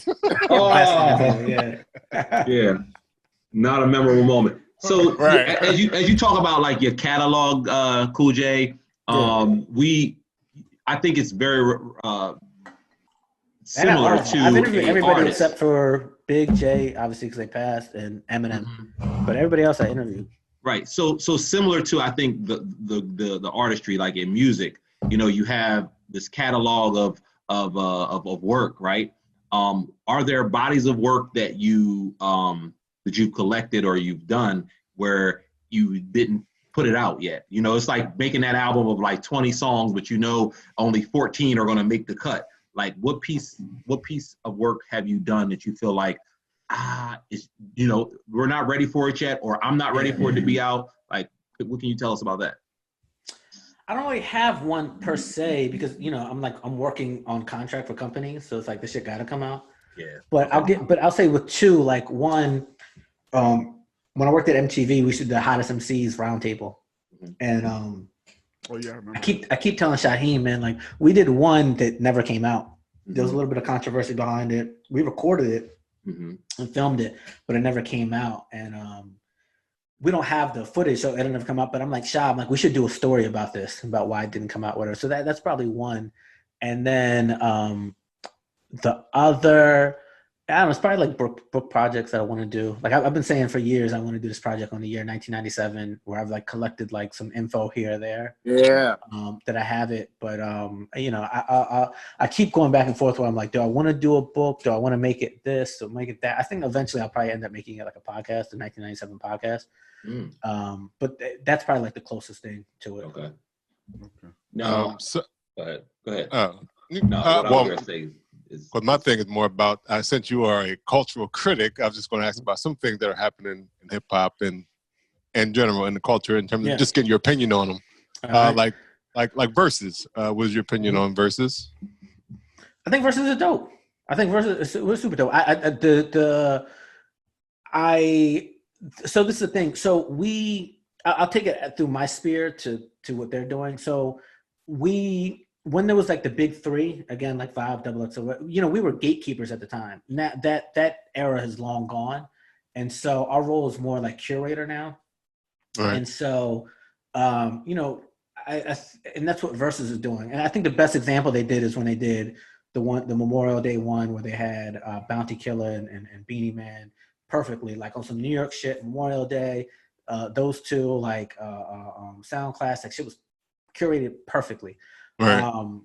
And you know, I think I'd like to see them have it a bit more consistent. I think they're using their success as the barometer, and that's why they're being a little pickier rather than kind of just letting shit go. Again, like they're new, so that idea of taking an L affects them more than not. Yeah. But you know, like they parked 3 6 Mafia and Bone. Because they were going to do it on their own, and they parked them and was like, yo, we're going to do it as a Versus, and that shit's been sidelined for like a month and a half, you know? You know, I'd like them to have a bit more, what's the word I'm trying to say? Metabolism with it and kind of be faster. But otherwise, I think shit is dope, man. I personally, I like the Jonta Austin and Neo one the best. Yeah, that's what I said. The same thing. That was the best one so far. Because I like to hear the writers be having the best ones, man. Yeah. Versus just the artist herself. So what about Nicki and Tekashi Trolls? Yeah, I mean, it's, you know, so funny with that. So I got a good Tekashi story where oh God. Is there any good Tekashi stories? I almost got into it with Shotty. Like Shotty was trying to like set it on me. Shotty was his former manager who got locked up, but we were gonna do a piece with Lil Yachty at Vivo, and it was this kind of like pizza party idea. We were in the Lower East Side, and we're like, you know, invite kind of some different like associates that you have, and we'll do this piece where we're interviewing you, but through the lens of seeing who you are as part of like, you know, kind of this like a crew of affiliates. And he had invited a couple of people. One was gonna be like Coach K, one was gonna be somebody else, and this wasn't a piece that I pitched, But you know, I'm a hip hop dude, so it's like you know, I got assigned to me, so I'm gonna do it. And then it got to a point where they found out that he invited Tekashi, and my boss and some other people were unhappy about that. And this is pre him really like getting notorious, but he still had that reputation for that case he caught with the underage girl. Right. So then at that point they're like, "Yo, Jay, can you hit Coach K? We got it like this or whatever." Previous to that, they didn't. I wasn't a part of it. But then when shit hits the fan, it's like, "Can you hit Coach K? Like, dead it." So like I hit Coach, but I can't get through it to him in enough time. And then, you know, Lower East Side. It's literally the Lower East Side of Manhattan. It's right there at the Brooklyn Bridge and Manhattan Bridge. So like Tekashi came over from Brooklyn like super fast, and so he was there. And he shows up. He has his hoodie on, and so like you can't see the rainbow hair. A lot of his tattoos are covered up, and you know, it's just like a young kid. He looked like any young kid from the Lower East Side. And so he, at this point, he gets word that like he can't be a part of the shit. And I actually was really impressed with him because he articulated his disappointment in the decision. And he was like, "Yo, but this is not about me. It's about Yachty, and I'm not gonna fuck up his look or whatever. But I disagree with your decision." And I'm sitting there, and I'm like, super impressed with him relaying this. And I'm like, "Yo, I get it, but I'm like, you're behind the 8 ball, and you have to work to overcome that. So the way you feel is honest, and you should feel that way, but you're gonna have to work to overcome this." And so, you know, it kind of ended like that. And then like Shotty comes through, and he's like, "Yo, who the fuck is doing shit or whatever." And the situation was like, I got to be the face of shit because I can't let my coworkers be the face of shit because they'll like get punched in the face. And so I'm like, "Yo, like we can't do this shit or whatever. We're going back and forth." And then it's so weird because I said like fam to him. I forget the context, but I was like, "Yo, fam," whatever. And he's like, "Yo, fam." That literally set him off. And then it was almost like the Matt Barnes Kobe shit. Like he lunged at me, and I'm just there like, and I don't move. And I'm like, in my eyes, I'm like, all right, if you punch me in the face, like you're not gonna beat me up. There's too many people back here. Like, Right. And so like I'll catch it. Oh, but like I'm not gonna get beat up. And Right. so, but later I didn't know like the whole backstory, like the Bloods and all that other shit, like shooting at motherfuckers, whatever.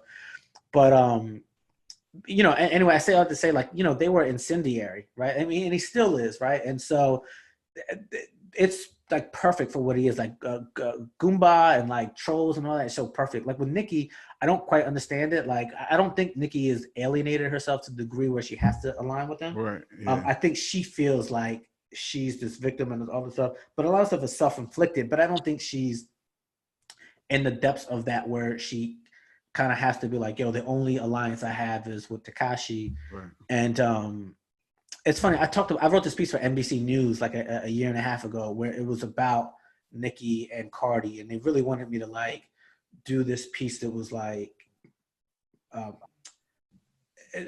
you know, some of the notes and the pitches, it made me a little uncomfortable. And I was like, look, I'm not gonna like knock Nicki and like a pedestal Cardi. Like, you know, there's decisions that they're making, but there's also things that just aren't happening.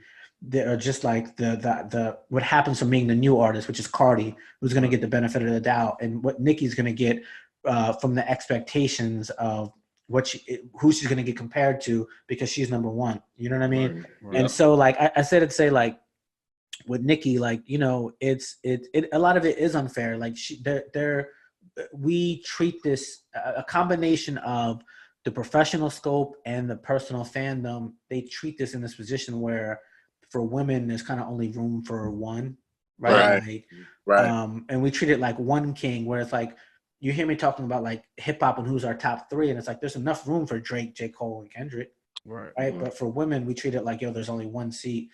And so with Nicki, like, you know, in parts, she is a victim of stuff and perspective and how we do stuff.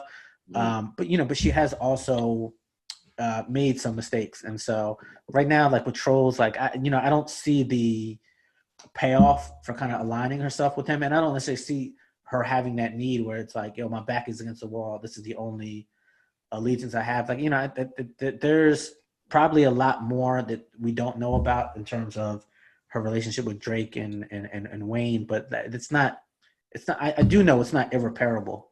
Right. So, you know, she's not in the position where she needs to be to do this, but I think she feels embattled for her own reasons. And so I guess I can't disagree with that, but. Right. All right. Well, I guess another thing is, like, what is your thoughts on, or your opinions on the Netflix special, the evolution of hip hop? I haven't watched it yet, and I should. You haven't watched any of them? Oh, no, but I can tell you why. And my homegirl, Anel, is one of the booking producers of it.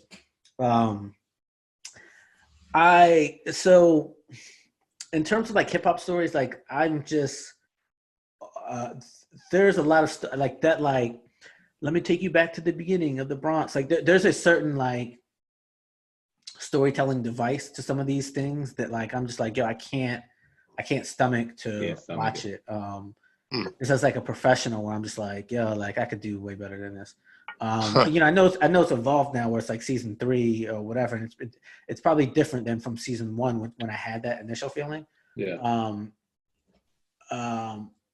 And so, you know, my best answer is probably to be like, yo, TBD, like I just haven't gotten into it because of this, but that there is like experiences where it's like, I think it was like 2 years ago where there were like 4 different like Biggie and Tupac shows. Like there was one on A&E, one on USA, BET did one or whatever. Perfect. They get irritating where you're like, yo. And then Slate did a podcast. They did season 3 of Slow Burn was about it.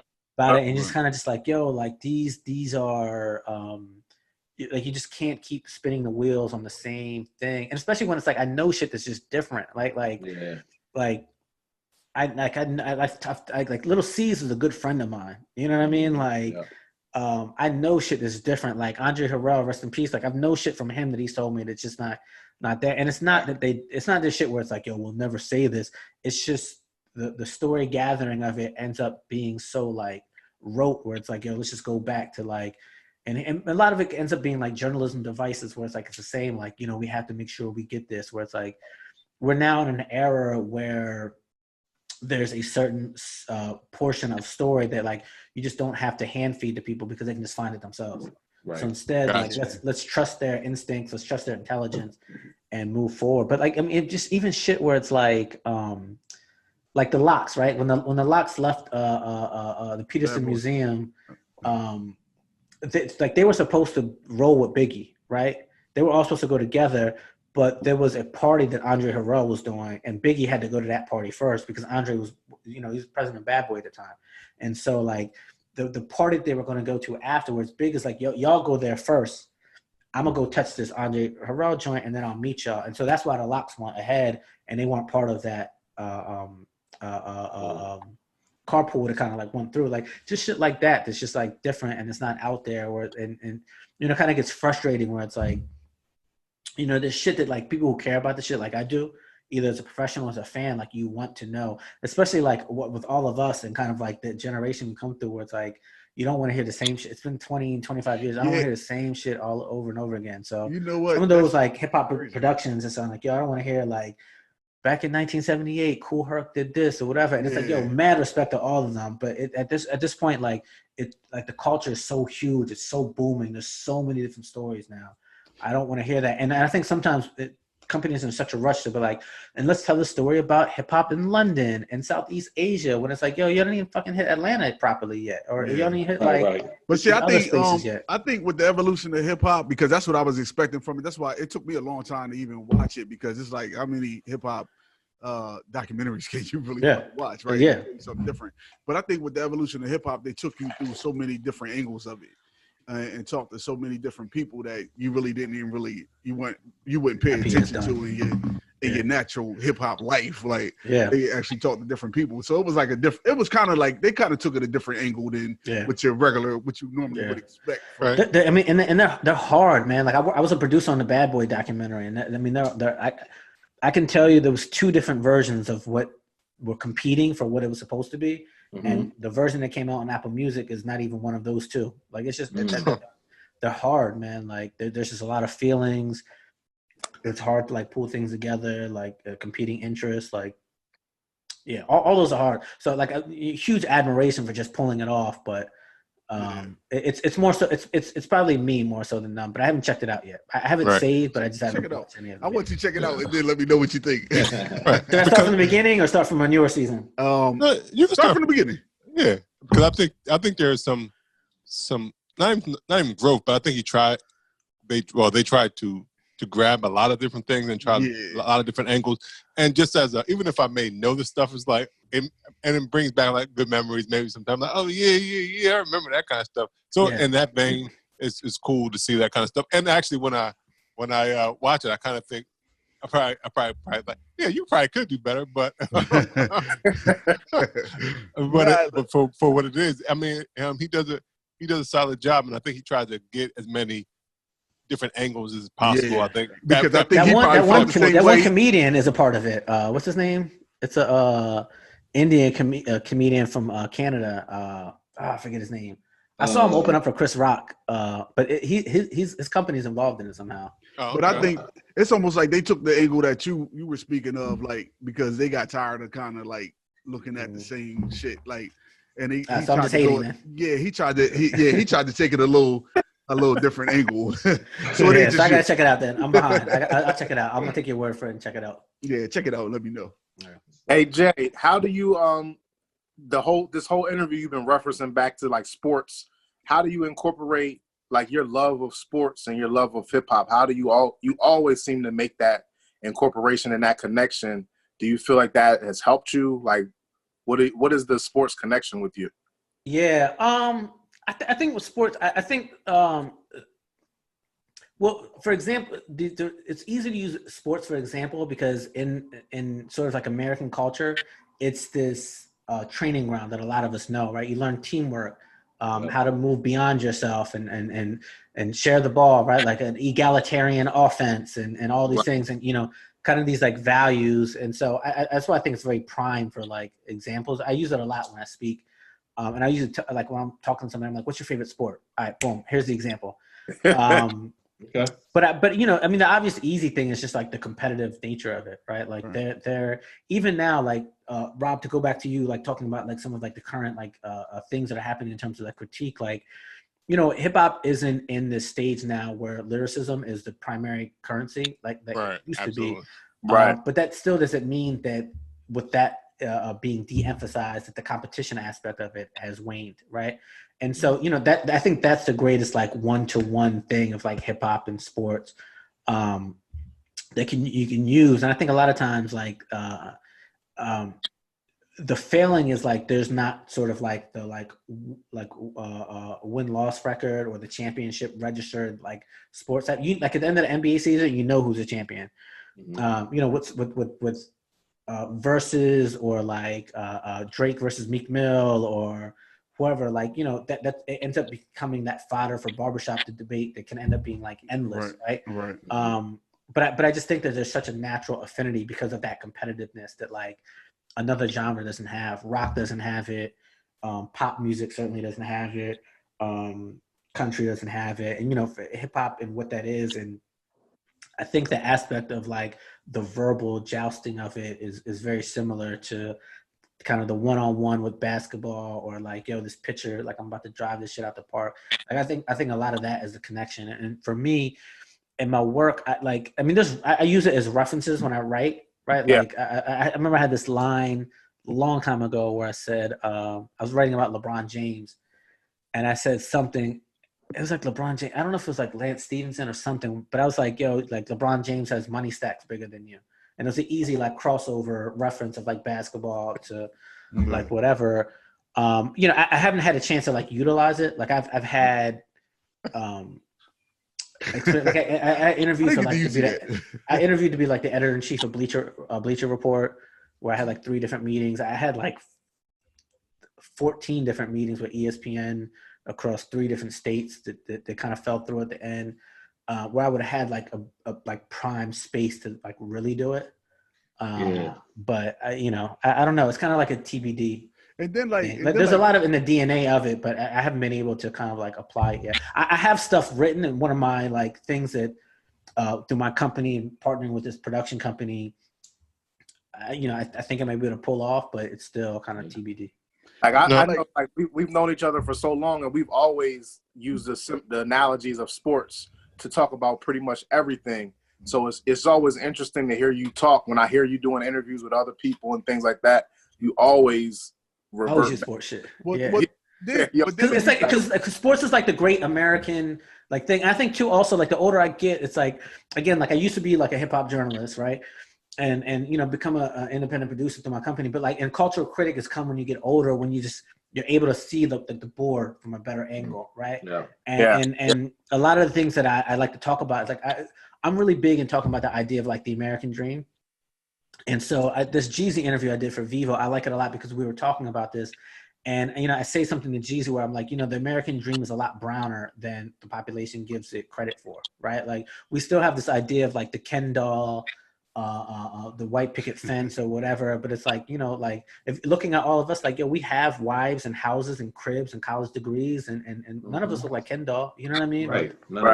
And you know, when we look back of stories where you think about like what happened in this country, like this shit isn't like, it's the example I've given lately is like it's only my dad, right? I can reach back to my dad who was young enough in his lifetime where he was living in Puerto Rico at a time where flying the Puerto Rican flag in Puerto Rico was illegal because of U.S. occupation, right? Like that's not I don't have to reach back that far, right? Like I just go like this and I hit it. You know what I mean? It's just easy. And so in my roles as a cultural critic, I kind of like to talk about like this aspect of like what it means to be American and how it's changing and sort of like if you listen to your ideas and the definition of it, like what it means in actuality. And so I use sports a lot because sports is kind of like the great American see-through, right? Like it's that thing. It's you know, a lot of people say they love music, but it's not the idea of like sports is big business. Like, you know, I mean, you know, there's people who like suck at ball who make 17 million a year. It's big business that everybody knows. Right. So that's why I find it particularly useful to use sport a lot of time. When I use it as examples, I'm using it because I'm trying to make a bigger, larger. Well, and then if you think about it, like when you listen to music, they always reference sports in the music anyway. Right. I mean, so it's just there's so many different genres of music, but there's only one basketball. Like there's college basketball, high school basketball, and professional, but it's really they play all the same way. Where that country guy is playing the guitar different than the rocker would, different than the R&B band guy would. You know what I mean? So it's different genres. So I think and so it's like you know, like Illinois, like winning the Big Ten conference becomes like national news. Little Uzi Vert debuting at number 5 on the Billboard charts, that's not national news, right? So it's like sports just has a bigger microphone on it, so it's a bigger megaphone attached to it. So that's why I like to use it in terms of like my critiques. And it's like, and I say this too, like Lou and I had kind of had like this pre-discussion about things a week ago or two where, you know, he made this comment, especially like in the environment now, what's happening with like this like referendum against like police brutality and like what's happening with like black people in this country. And Lou was like, yo, I always felt like I didn't have to view you as like separate to anything. Like you always felt like you were a part of it. But that's particularly why I like to use like sport as a metaphor for this, right? Because it's nothing clear to use for shit when you're critiquing and pointing at the parts of America. And when you think about the ideals of sports and togetherness and I want to say like unity on some shit like all lives matter shit, but it's just a fundamental underlying shit where it's like, this is the way it's supposed to be. You see how it works, or this is the way shit is not working over here. Right. Now you mentioned your company a couple of times, but did you say the name of the company or? No, Smarty Art. Smarty Art. Yeah. Okay. I don't know if the name helps me with anything, but it's Smarty Art. It's just the idea of you know, it's part like intelligent content, but also like asshole-ish, right? Like Smarty Art, motherfucker. I created it because years ago my man was working at Nike and we went to this Nike ID event and we got a pass to like break all the rules to make our own Nikes. Picking any like material and this and that, whatever, because these have like constrictions of how you can make your own sneaker. This shit lifted everything, and people were like, "I'm gonna put my name on my sneaker." And I'm like, "Fuck that! I'm not gonna put my fucking name on the sneaker." And I was like, "Damn, I need a name." And somehow just Smarty Art popped into my head, and I put it on my sneaker. I still have them. And then I was like, "Yo, that's gonna be the name of my company." And then like 3 years ago, I like paid a designer to create a logo, and then it's kind of just been this like empty vessel for a long time. Me trying to find definition, but I like in the last like year and a half, it's been like, all right, this is what it is. It's a word development company. Nice. Well, now here's an interesting question, real quick. Now, if I'm a hip hop fan that is a young kids get off my lawn type of hip hop fan, what are the 3 artists today that you would recommend? That's a great question for somebody like if I was that kind of right. Yeah. I'm not, but if I am, because I shout out to the baby. But The baby's dope. I like the baby a lot. Yeah, that's a good. You're kind of not ish, if I remember from when you was at my crib. No, I would say I think Polo G is really dope. Okay. Kid out of Chicago. He just dropped his second album maybe like a month ago. I think it was really dope. He signed to Columbia. I think he is able. He's not necessarily. He kind of has that like evocative, emotional pain thing that SoundCloud rappers have, but he's not necessarily a SoundCloud rapper. Not necessarily. He has some remnants of like drill, like Chicago shit. He's from Chicago, but I think Polo G is like really, really dope, talented kid. One of my young favorite rappers. Who else? Dropped that last month, didn't it? Yeah, about a month ago. Yeah, I think Fabio Foreign is dope. He has an EP that just dropped. I think with like Brooklyn drill shit, like like all of it sound the same, but it's popping. Yeah, but I think he's a little bit different. It's funny because like with that scene, it's really like Pop Smoke, Chef G, and Fabio Foreign. Pop Smoke had like a really arresting voice, but some of his rhymes could really be cringeworthy. Like he's still really like learning how to rap. But I think this Fabio Foreign EP is pretty dope. I like it a lot. Who else? I'd say Fabio Foreign, just to check in what's going on with New York. Polo G, young talented rapper. Who else? Little Uzi Vert's not young, but he has my favorite album of the year so far. Is there a king of New York right now in hip hop? Cardi B.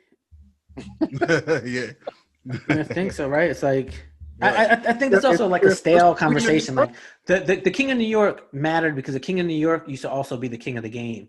Where that's not like the bullseye doesn't fall on New York's shoulders. So it's like if you complexed this story like 3 weeks ago, who's the king of New York, and I rolled my eyes. I was like, why? And you know, and I mean, it's Cardi. It's really Cardi. But the populace would just never acknowledge that and want to kind of give that to a woman. But there's nobody who's like hotter who's doing it like really like the Pop Smoke really had like an underground kind of like burgeoning like movement, and I love seeing like Christian Dior and Welcome to the Party being used as protest music. It's kind of like a surprising choice it's used, especially when a lot of people are like, yo, we need new Kendrick and this and that. And I kind of liked how like Kendrick was used 2 and 3 and 4 years ago, but like Pop Smoke's being used now. I kind of it speaks to the difference of time where it's like there's more of a demand for equality rather than an announcement of it. And so I think the aggression of Pop Smoke is a nice compliment. Like it's tone and stuff. Like I think I think the artist I'm listening to it too, because I am not the only alone. Oh, you know, it's a good one too. Boldy James. Boldy James might be a good one. But I like Sleepy Hollow. Yeah, Boldy James did an album with Alchemist. I think that's probably like a good one. Jay, what do you say? What you think about Roddy Ricch? Yeah or nay? Yeah, I mean, he's out of here at this point. I hope he gets nominated for Best New Artist. Yeah. They just changed the Grammy nomination and rules, and it's kind of bullshit. But I hope it becomes bullshit that helps benefit him. But Roddy's out of here. Yeah, Roddy Ricch was the first artist that my son told me about, and you told me about. So that kind of like generational gap was actually formed, and I was like, he is kind of dope. So I like. You know, for a long time, like, because, you know, with Josh, like he into rap and shit, right? And so he used to always like play these weird artists to me. Well, I would consider them weird because they wasn't my Jay-Z, you know, my Pac and Biggie shit, right? And Get off my lawn, yo. But that's the thing. Like for a long time, I was hating on these artists, and then I'm like, yo, you know what? I'm not hate on them because some of them were actually dope. And then another thing was like we had some dumbass artists that sounded stupid back we had then. dumbass artists too. Yeah. We've covered quite a bit. I think I had another question. I don't remember what it was now. Well, one that I had as that you touched on a little bit when you talked about, you know, just kind of your journey and companies that you've entertained or interviewed at. One that was near and dear to you and that I really felt the momentum behind it that I don't think has come to fruition yet was your idea that you pitched to ESPN. I'm still gonna use that. I'm still working on developing that. Yeah, I didn't want to I didn't really know how to touch on it exactly without giving out your idea, but it's one that I know that I felt like will be super impactful and will be around for years to come. I mean, it kind of gave me the feeling when I started watching Last Dance through ESPN that I felt like would be that kind of up close and personal interview. So it's interesting. So it's funny, man. Like I've had like really good jobs and worked at really dope companies. Like I worked at MTV News and like I was impactful at MTV. Like I went to Michael Jackson's funeral and I was like the only person from MTV there, right? Like I worked at Double XL. I had a big hand in like a freshman list. I worked at Vibe. You've had to cancel spring break with the fellas to cover stories. Exactly. Like, I can't. It's funny. I forgot all about that. Me, Dev, and Mid-Ike were supposed to go to a spring break, and I couldn't because I had to go to Summer Jam. And I think that might have been the Summer Jam that like Kanye and Swiss Beats were battling, which is kind of like the precursor to Versus. I'm appreciative of all those jobs. And recently, I had a meeting with a company, and I was talking, and they were asking me something about my like off hip hop like experience, and I made this comment like, you know, if I had all the jobs that like I got close to, if I closed on them, my resume would look different.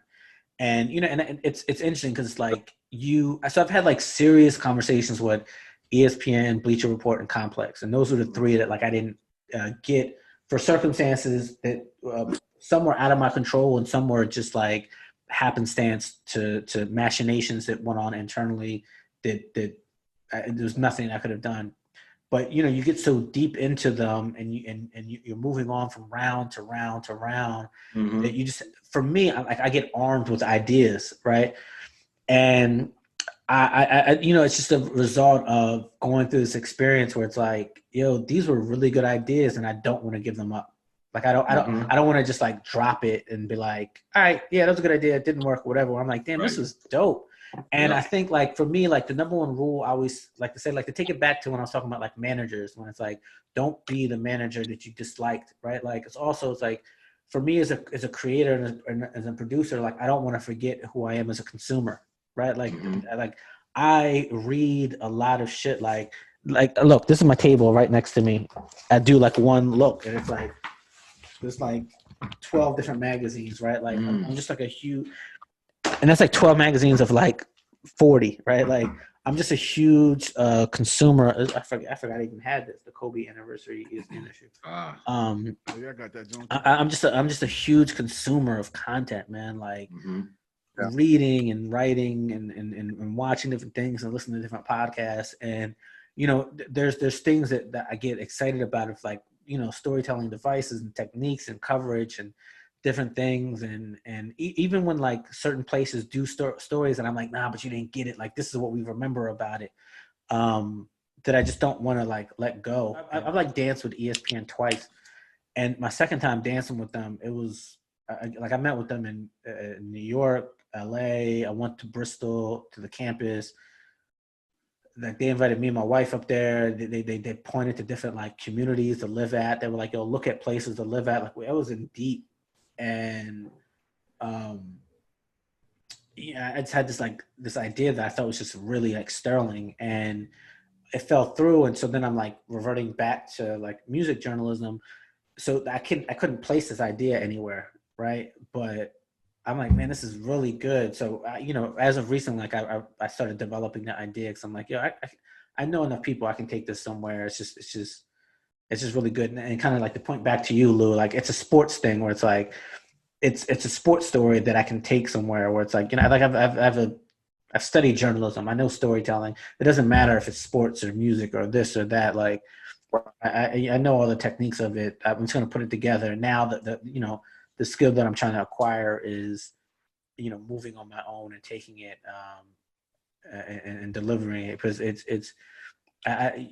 places always need stuff. Internally they might have hiccups because of we've always done it this way, but they won't know they haven't done it that way until it gets presented as a new way. I think oftentimes that comes from outside, not inside. So that's kind of like new steps.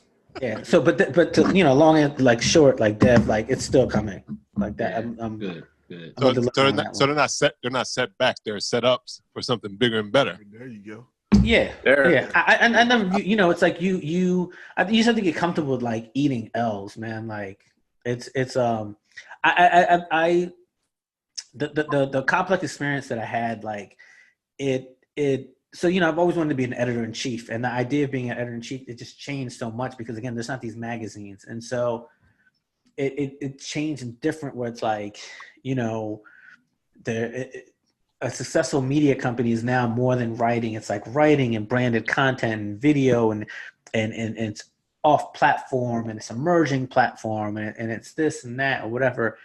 And, I went through this situation with Complex where, and I got hired, right? They hired me to be their GM, and, they pulled the offer, but I view it as that was their decision. But me getting it affirmed what I needed. Right. Right. But I just come to this point in my life where I realize wins just tell you what you already knew about yourself, right? Losses tell you about the portion of yourself that you didn't know you needed to grow, right? And so and to go back to what I was mentioning with the way that L's used to sting earlier. He's damn, I took this L. Yeah. And at the time, you think it means so much, but it doesn't mean what you think it does. It's not the setback. It's just information of what you didn't know you needed to grow, right? So it's now if I catch an L and I'm all right, cool. I didn't see that. Now I see this is where I need to pack it up and learn more and figure out what opportunity I have. Okay. Spitting. Yeah, it's ill, man. I think it's interesting when you can just grow older, but keep a young mind. I always say what I do at 40 now is not that different than 14, right? When I was 14, man, it was come home from school, listen to rap and basketball, right? And it's the same thing now where it's Dev, we have these Sixers season tickets, Rob, it's I'm super in the hoop and hip hop, right? And it's just preternaturally the way where it's I'm checking out Embiid and Ben Simmons, so I'm naturally checking out Quando Rondo and Chef G, right? I'm not gonna be yo, we have barbecue and yo, let's put on that Mobb Deep Infamous album, and I always say this, my man KP in my eyes, he's the greatest hip hop A&R of all time. He signed T.I., he A&R'd Confessions. He works for Pharrell now with I Am Other. And me and KP have this conversation where we're always yo, old music, if we're in the right places, old music will find. If I go to the right barbecue, Illmatic will find me. I don't have to seek it out and play it. So instead, I can just use my energy to keep up with new. The old shit will come to me, right? If I'm going to the right shit, I'm gonna have plenty of opportunities to electric slide, plenty of opportunities to do the wobble. I'll be straight there, but I just have to keep up new, and yeah. So is that your opinion on Griselda, West Side Gun, all that? It's funny. Griselda is Russell Westbrook, right? Everybody's shooting threes, and it's what Russell Westbrook is still successful shooting pull-up twos and doing that, but he's also an exception to the rule, right? And so it's I got into this back and forth with a really good friend of mine, Alvin Blanco, on Twitter, where he's yo, there's Griselda, and I'm yeah, but they're the one, right? They're just the one, and I always keep it 100 with them. I like Benny a lot, but and Conway is dope too, but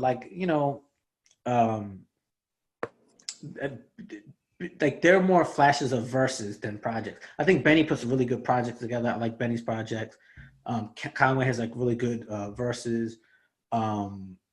fuck, why can't I think of homeboy, the third dude who started the whole shit? Help me out. That was the West Side Gun, right? West Side. Yeah, West Side Gun. It's like West Side Gun. It's like, you know, like Hitler wears Hermes. Like like they're okay. Like he's cool, but like again, like, and I love the movement and everything they're doing, but they're very much the exception to the rule, right? Like there's not gonna be 3 Griseldas and 4 Griseldas. They're gonna be like a lot more like Polo G's, Little TJ's, and just like all along like that line. Like it's just tilting to where it is. Like the currency of lyricism is just not the thing right now. And do you think that will? Maybe not. Like, you know, shit. It's tough because it's like that. You know, historically, that's like the tradition of like New York, right? And that's why I fell in love with hip hop. Like, I'm a writer. I like words. I love decoding shit. Like, that's why like Jay-Z is so fascinating to me. Biggie's so fascinating to me. Like, and I think maybe that's probably like why I like the little Uzi Vert album, because he's like so of the like new sound, but like Uzi, especially on like Eternal Take, like he's spitting, you know what I mean? Yeah.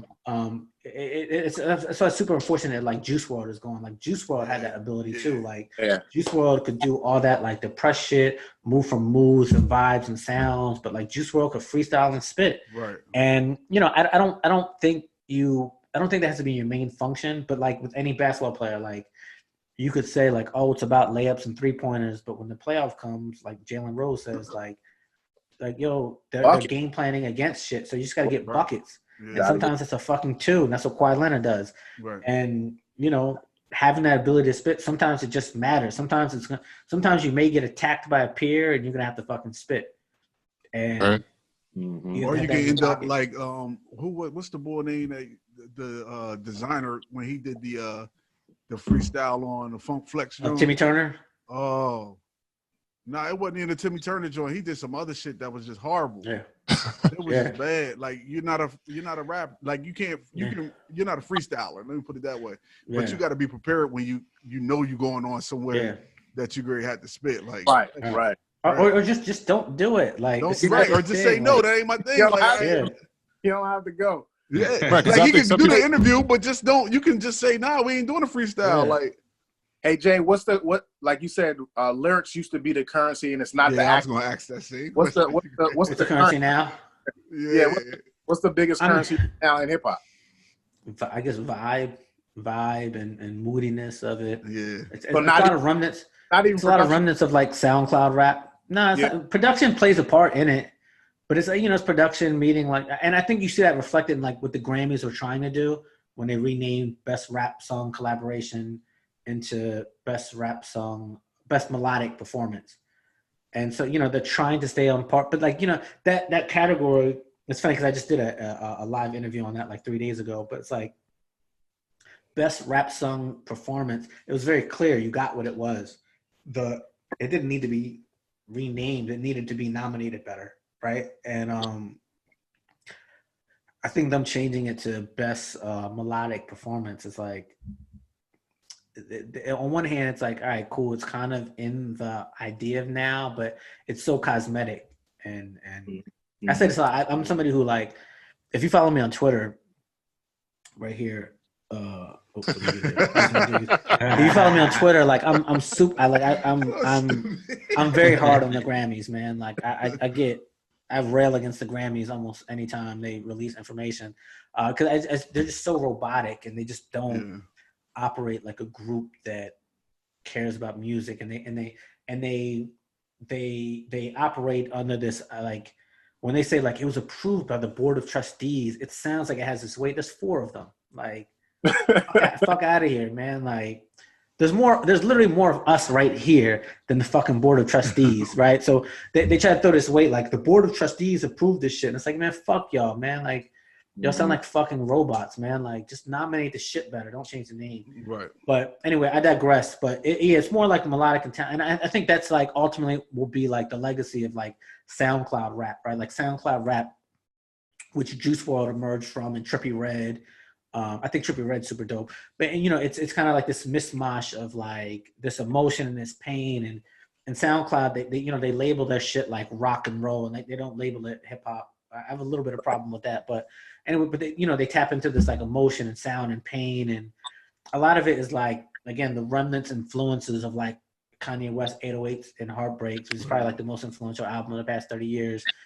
Drake and Kid Cudi, and kind of this idea of pain where, the hero used to be, or not the hero, the main protagonist in rap used to be the drug dealer. Now it's the drug user. Right. Yeah. And I think that's changed a lot of the perspective of things, Peace. That was a good line right there. That was a I think I said that already. Straight spit. I think you heard me say that, but it's fine. Yeah. No, but it's funny. There used to be such a huge influence of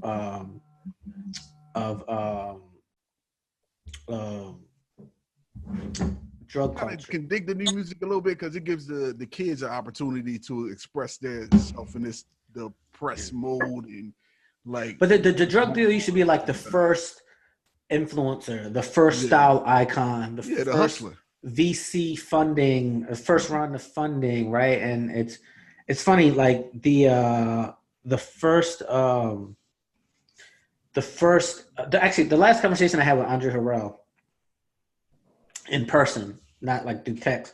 We were in Atlanta, and I remember I was at the Revolt Summit, and I go down to the lobby and I see him. He's like eating breakfast by himself, and I go and like I like check in with him. I'm like, yo, what's going on? And he's like, yo, and I think everybody here knows who Andre Harrell is, and your listeners should be, but like who don't, like Andre Harrell is like founder of Uptown Records, discovered Mary J. Blige, put Halle Berry in her first movie, Strictly Business, executive producer for New York Undercover, put Jessica Alba in her first starring movie just with Honey. Like Andre Harrell was like brilliant dude, right? And so I'm like, yo, what's up, Andre? Like, what'd you do last night? And he's like, yo, me and Puff went to the strip club last night. And I'm like, oh, word? Like what's the deal? Like, what was popping? Like, what's going on? And he's like, yo,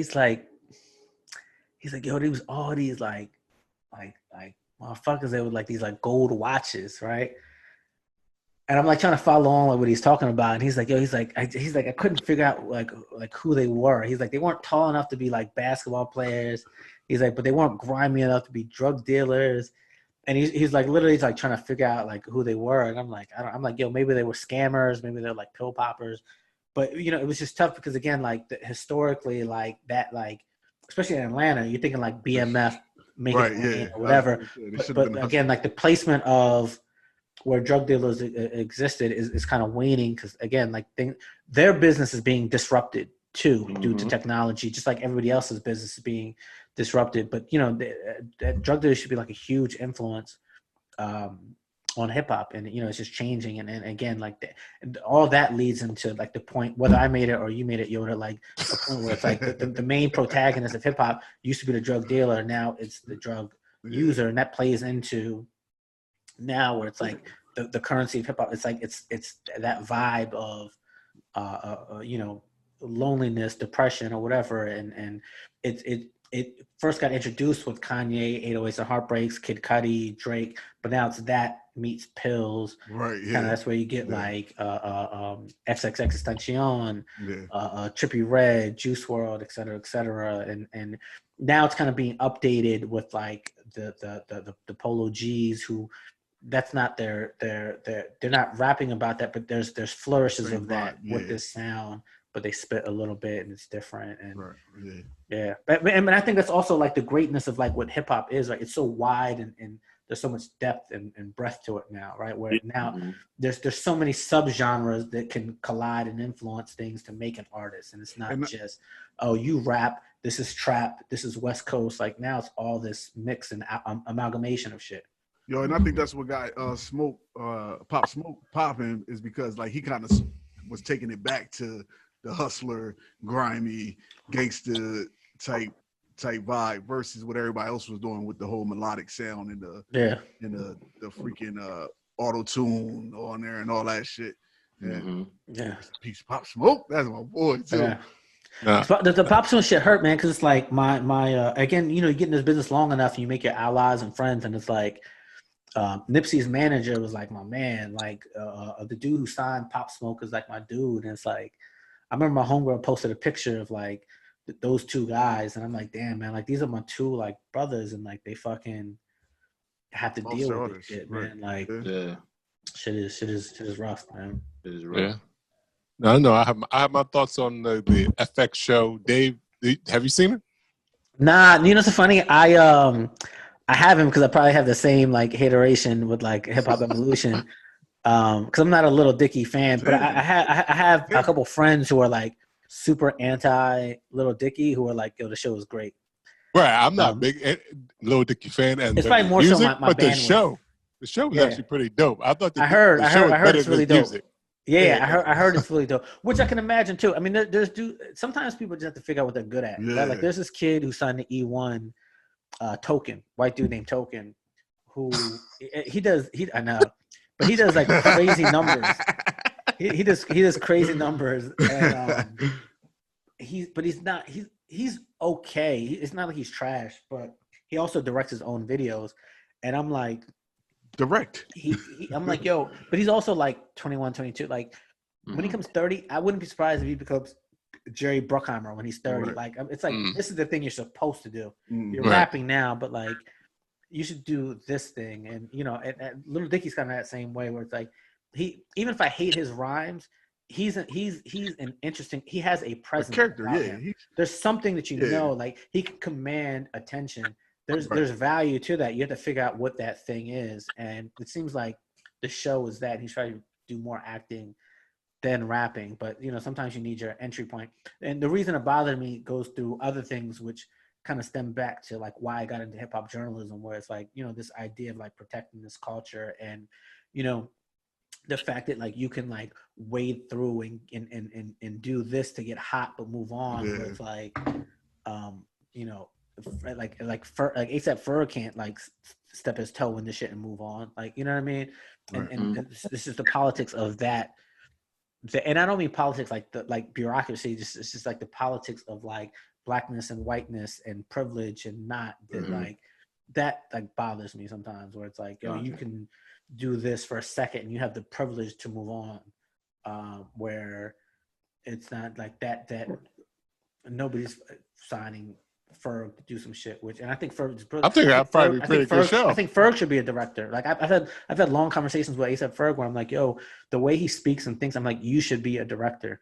And those opportunities aren't coming to him for reasons that are embedded into the structure of how this country operates. Right. I mean, unfortunately, sometimes unfortunately, we have to sometimes do it ourselves and make them come to us. Right. Yeah. So you gotta. That's the thing too. I'm glad you brought that up, Rob, because I was thinking about this yesterday when I was running. Now I'm all the way charged up. But it's like, with hip hop, with the business of music and how shit operates, like they pop music and other sounds of music, they sign artists to invest in them. For black music, they want them to prove it first on their own. Right, Get hot rapper. Right. Show me your numbers, and then I'm gonna bring the bag to you. When it's like, yo. For pop and those other shit, they invest in the talent. Right. For other shit, they want to invest in their proven ability, and it's like, no, don't invest in my proven ability. Partner in my proven ability. Right. There should be much more of an equitable share that happens, and you saw that with like what happened with like Blackout Tuesday, which started as like a music industry thing, where there was all these discussions about like recording contracts and what's fair and what's not. But there should be a discussion, the idea of like, if I've proven this on my own and I've done audience development and I have this, like what is the label bringing? What is a label bringing other than financial accountability? Exactly. And not to say that that's not a viable thing, but there should be more, right? If hip hop is the number one genre that's happening across board through Apple, Vivo, Spotify, Amazon, etc., then things need to be more than just like, oh, they got to offer this big advance. Like, no, give a big advance. Give a shorter half-life for when you can get your masters back. Create something where it's like you see that like I have this vision also, so invest in the idea to transition me to do this because you're a multinational corporation that has your fingers in music and television and this. Now what would you think? Now, what would you say the cause of that? Is it because like sometimes like in like hip hop, sometimes your manager started off as your boy, so he might not have known, or your girl, but and they didn't know. I don't think it's management. Like a good, if you so again, anybody who's watching this who's from Delaware, who's trying to get on, and I want to say this looking straight at the camera because I don't speak enough to Delaware, right? Like enough people who are watching this, you need a manager who has hustle and initiative and moxie. You need somebody who and you need somebody who's not afraid to make a phone call, right? Like that's really what you need. The people who have connections, all that shit, you can get that in other ways, right? And if your manager has enough hustle, they'll meet the people who have connections and they'll be able to sniff out bullshit. You'll find a lawyer, you'll find this or whatever. You're gonna get knocked back on your ass a couple times. But again, you need to have a manager who is not afraid to keep moving forward, eats L's. I got an L, eat that. Boom. Learn from that, move forward. But it's not managers. You're going to run into companies that, again, companies rely on, we've always done it this way. Right. Companies aren't risk takers. By virtue, they're trying to protect their history and how things operate because things are fine. There's no company that's going to say, we make profits this way, but if we pivot and switch and lose money for a year, we'll make more money this way a year later. No. They want to burn it out that way. And then because they have the reserve, they can switch and pivot when it's time. But they're not going to be forward thinking. Right. At that point, you just need a manager who has will and ability, right? Like I always say this, right? What's more important? You'll never be ready. But if you have a willingness to accept a challenge, that means more than anything, right? Like how many of us are ready to get married? You don't know. You just have to be willing to get married. Then on the other side, you see, right? Like that's how it is for a lot of things. You have that manager, that'll take you so much farther. And then along the way, if they have the capacity in them to grow and create vision, then they'll see like, these are the things I see what we've achieved and I want this. I see what we've achieved. I want more. I've seen this. And then you have to push the companies because there's no way these companies are going to say like, you know what? We want to do this for you. They don't want to do shit for you. They want to fucking eat. They want to eat. They want to make money. They're not nefarious, but they just have house money. Why would they change shit up? Why would they be forward thinking when their money can correct anything for them to just catch up? You know what I mean? So it's like that as long as you have a manager who's willing and has drive to go forward and you think that they can grow, because you can't judge your growth at the moment, but if you trust in them to grow, that's the part that'll get you. You know what I mean? So that's particular to entertainment. I think there's some viability in that as a through other industries, but particularly to entertainment. Just somebody who's willing and go. And I think that's why you see so many relationships that are successful where it's like they're the same age because they have the same hustle and values, the same things to lose and gain, right? Like I'm too old to manage a 20-year-old. It's just different. He's ready to go. And I'm like, I got to put my daughter to sleep. I got to do this. It's just different. It's not going to work. You're young, find somebody your own age, go like that will take you a long way. It's not managers. It's the companies. Right. Well, no, my question was more about because the managers wasn't able to push because they didn't. I mean, that was good, but in terms of like being a manager, being young or maybe not, especially like if you're coming from like the hood and they just give you this $50,000 advance, you're like I'm eating now, I made it, and they didn't have the wherewithal or the business acumen to say, no, we deserve more because now like hip hop is the #1 genre. It's like, so how do you? Is some of that the fault of it in terms of not being able to push back or didn't even know they had the ability to push back? Yeah. No, I mean, if there's anything I'd like to see is I want more people in our culture to be open to, like, I'd like Coach K to be able to talk to whoever's managing Little TJ to be like, yo, these are some of the contracts I've gotten fucked on. Right, like, and just open up because that's not going to hurt Coach K's pocket, right? But it'll go a long way to helping Little TJ's pocket. You know what I mean? And it's very little that he has to give to pay it forward. And I just want in our community things to be shared more, where and again, I'm somebody who likes L's and I'm comfortable taking L's, but I'd like to be like, yo, if there's a way that you can sustain not taking an L, let's speed up that development. You know, Right, I'd like to see that a lot, and I think, you know, especially like sometimes lawyers are handcuffed on like, you know, confidentiality agreements, but like our lawyers in our group, like our Black lawyers and Hispanic lawyers, like they know the most. They're going through contracts with artists and executives, you know, Right. and you know, I would like some bit of like them sharing more game just across the board, you know. Yeah, I can dig it. Right. And also too, it's like if you're successful in one, like it's like I've been successful as a journalist, right? There's shit that I want to do as an independent producer, and it's like, you know, I don't want it to be, or if I want to be a book author, right? I don't want to feel like I have to start from scratch. I want to enter the room with the same degree of success that I've had doing. I don't want to enter the room like I'm a new author. Like, nah, fuck that, man. Like I've done this, and that. Like, help me bridge the gap. Like, don't treat me as some shit where it's like it's this or whatever. Like, nah, you know I'm viable. You know this shit. Or even, you know, now it's like I reached out to my homeboy who he's had some shows greenlit himself and got paid for it. And I'm like, yo, I need to pick your brain and talk about it. But I'm like, these are the specific questions I got to ask. Like, I'm not asking you how, I'm asking you how to negotiate. Because I think sometimes people have a reluctance to the how. And it's like, all right, cool. I don't need to know the how. But I need some financials because you know it.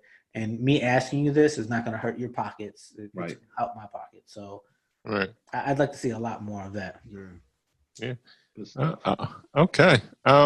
Well, I guess we're wrapping it up in terms of what things are coming in the pipeline for Smarty Art that we can expect in the near future once COVID, I guess, is pretty much done.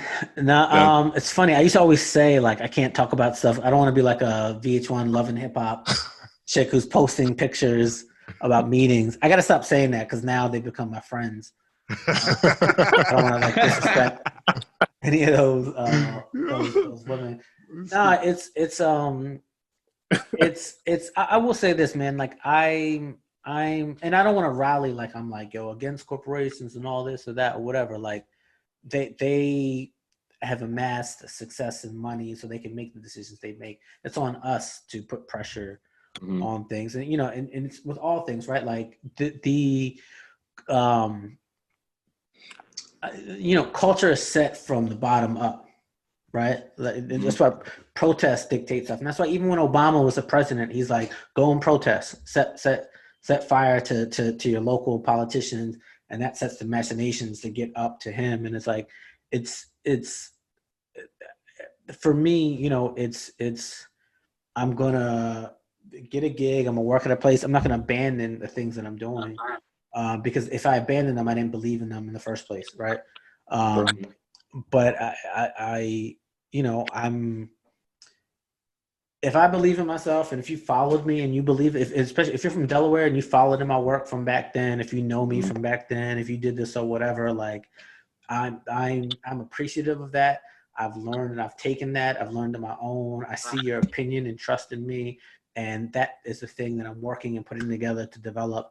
And there's going to be things where I'm going to put it out and it's going to say executive producer Jayson Rodriguez, created by Jayson Rodriguez. And there's going to be people who went to high school with me in 9th and 10th grade and they'll be like, I knew he was that person. And it's going to, you can't be that person overnight. Right. And so it's like, I say that for it's like what it's going to be for Smarty Art.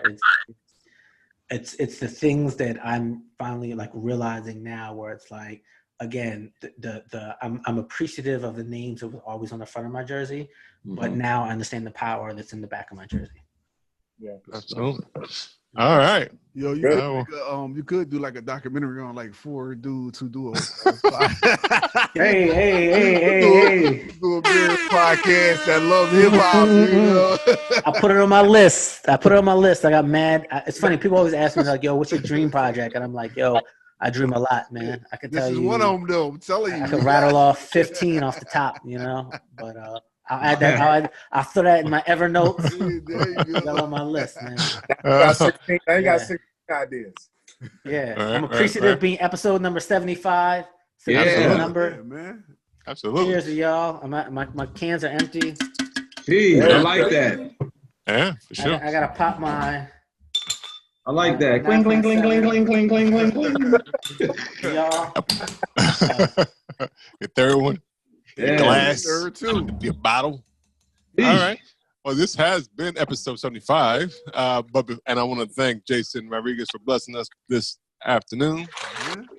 Nice, man. Nice. Thank you, sir. Thank you. Yeah. Appreciate you, brother.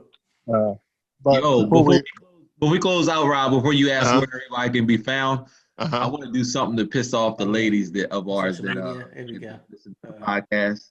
They're at least my wife is a little upset that Mother's Day was a little unconventional because we were in the quarantine. She's like, Father's Day y'all is too. better have the podcast on Father's Day because y'all didn't do shit for Mother's Day. I'm like, oh no, we having a whole fucking party.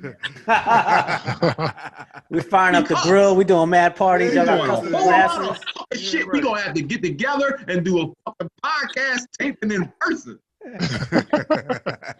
Okay. I just wanted that on record. Please don't edit that out. All right. You're a little choppy, but I'll leave it in. All right. Whatever you can say, whatever you can salvage. All right. Well, like you said, before we wrap up, we'd like to know exactly where people can find you on these social medias. I know Jayson pointed to a couple times if you're watching it on YouTube. At Jayson Rodriguez, Jayson Rodriguez on Twitter and Instagram. That's really where I'm at. I got a Snap, but I don't really snap. I'm on TikTok, but I lurk. So if you want to see me, it's Twitter and IG. I love TikTok. Like that. Yo, Like me that. too. I be lurking Brown too. That's record. all I do. Man, yo, TikTok is that fire, B. Yo, you can be on TikTok for hours, yo. All day. I love it. I love TikTok, man. Yeah, TikTok is Twitter where it's at. and IG. You'll find me. All right. And at JaysonRodriguez.info.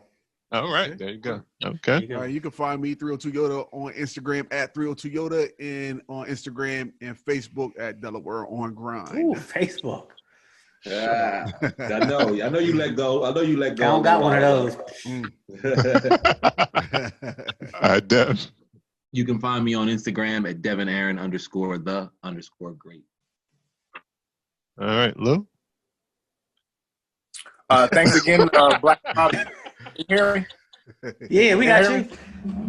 Thanks again. Thrive, Black my Rob brother, Design thrive. For the glasses, I appreciate you. Thank you, Jay, for coming on. And if for all your beer needs, Lou Belgium, I'm on them Instagrams. Word. All right. And you can check out Bruising Banter Podcast on Instagram, Facebook, and Twitter at Bruising Banter Podcast. And you can listen to the podcast on Apple Podcasts, Google Podcasts, anywhere you listen to podcasts, like iHeartRadio, Pandora. Shit. We everywhere, baby. Yeah. Everywhere. You can't hide from us. All right. We're about to have a documentary about the four of us. Yeah, that documentary dropped, boy. Hey, picture that. I got it on the director tip. All right. This has been episode 75. Until next time. Yeah. Have a good week, everyone. Yeah. Oh, man, this dude is music.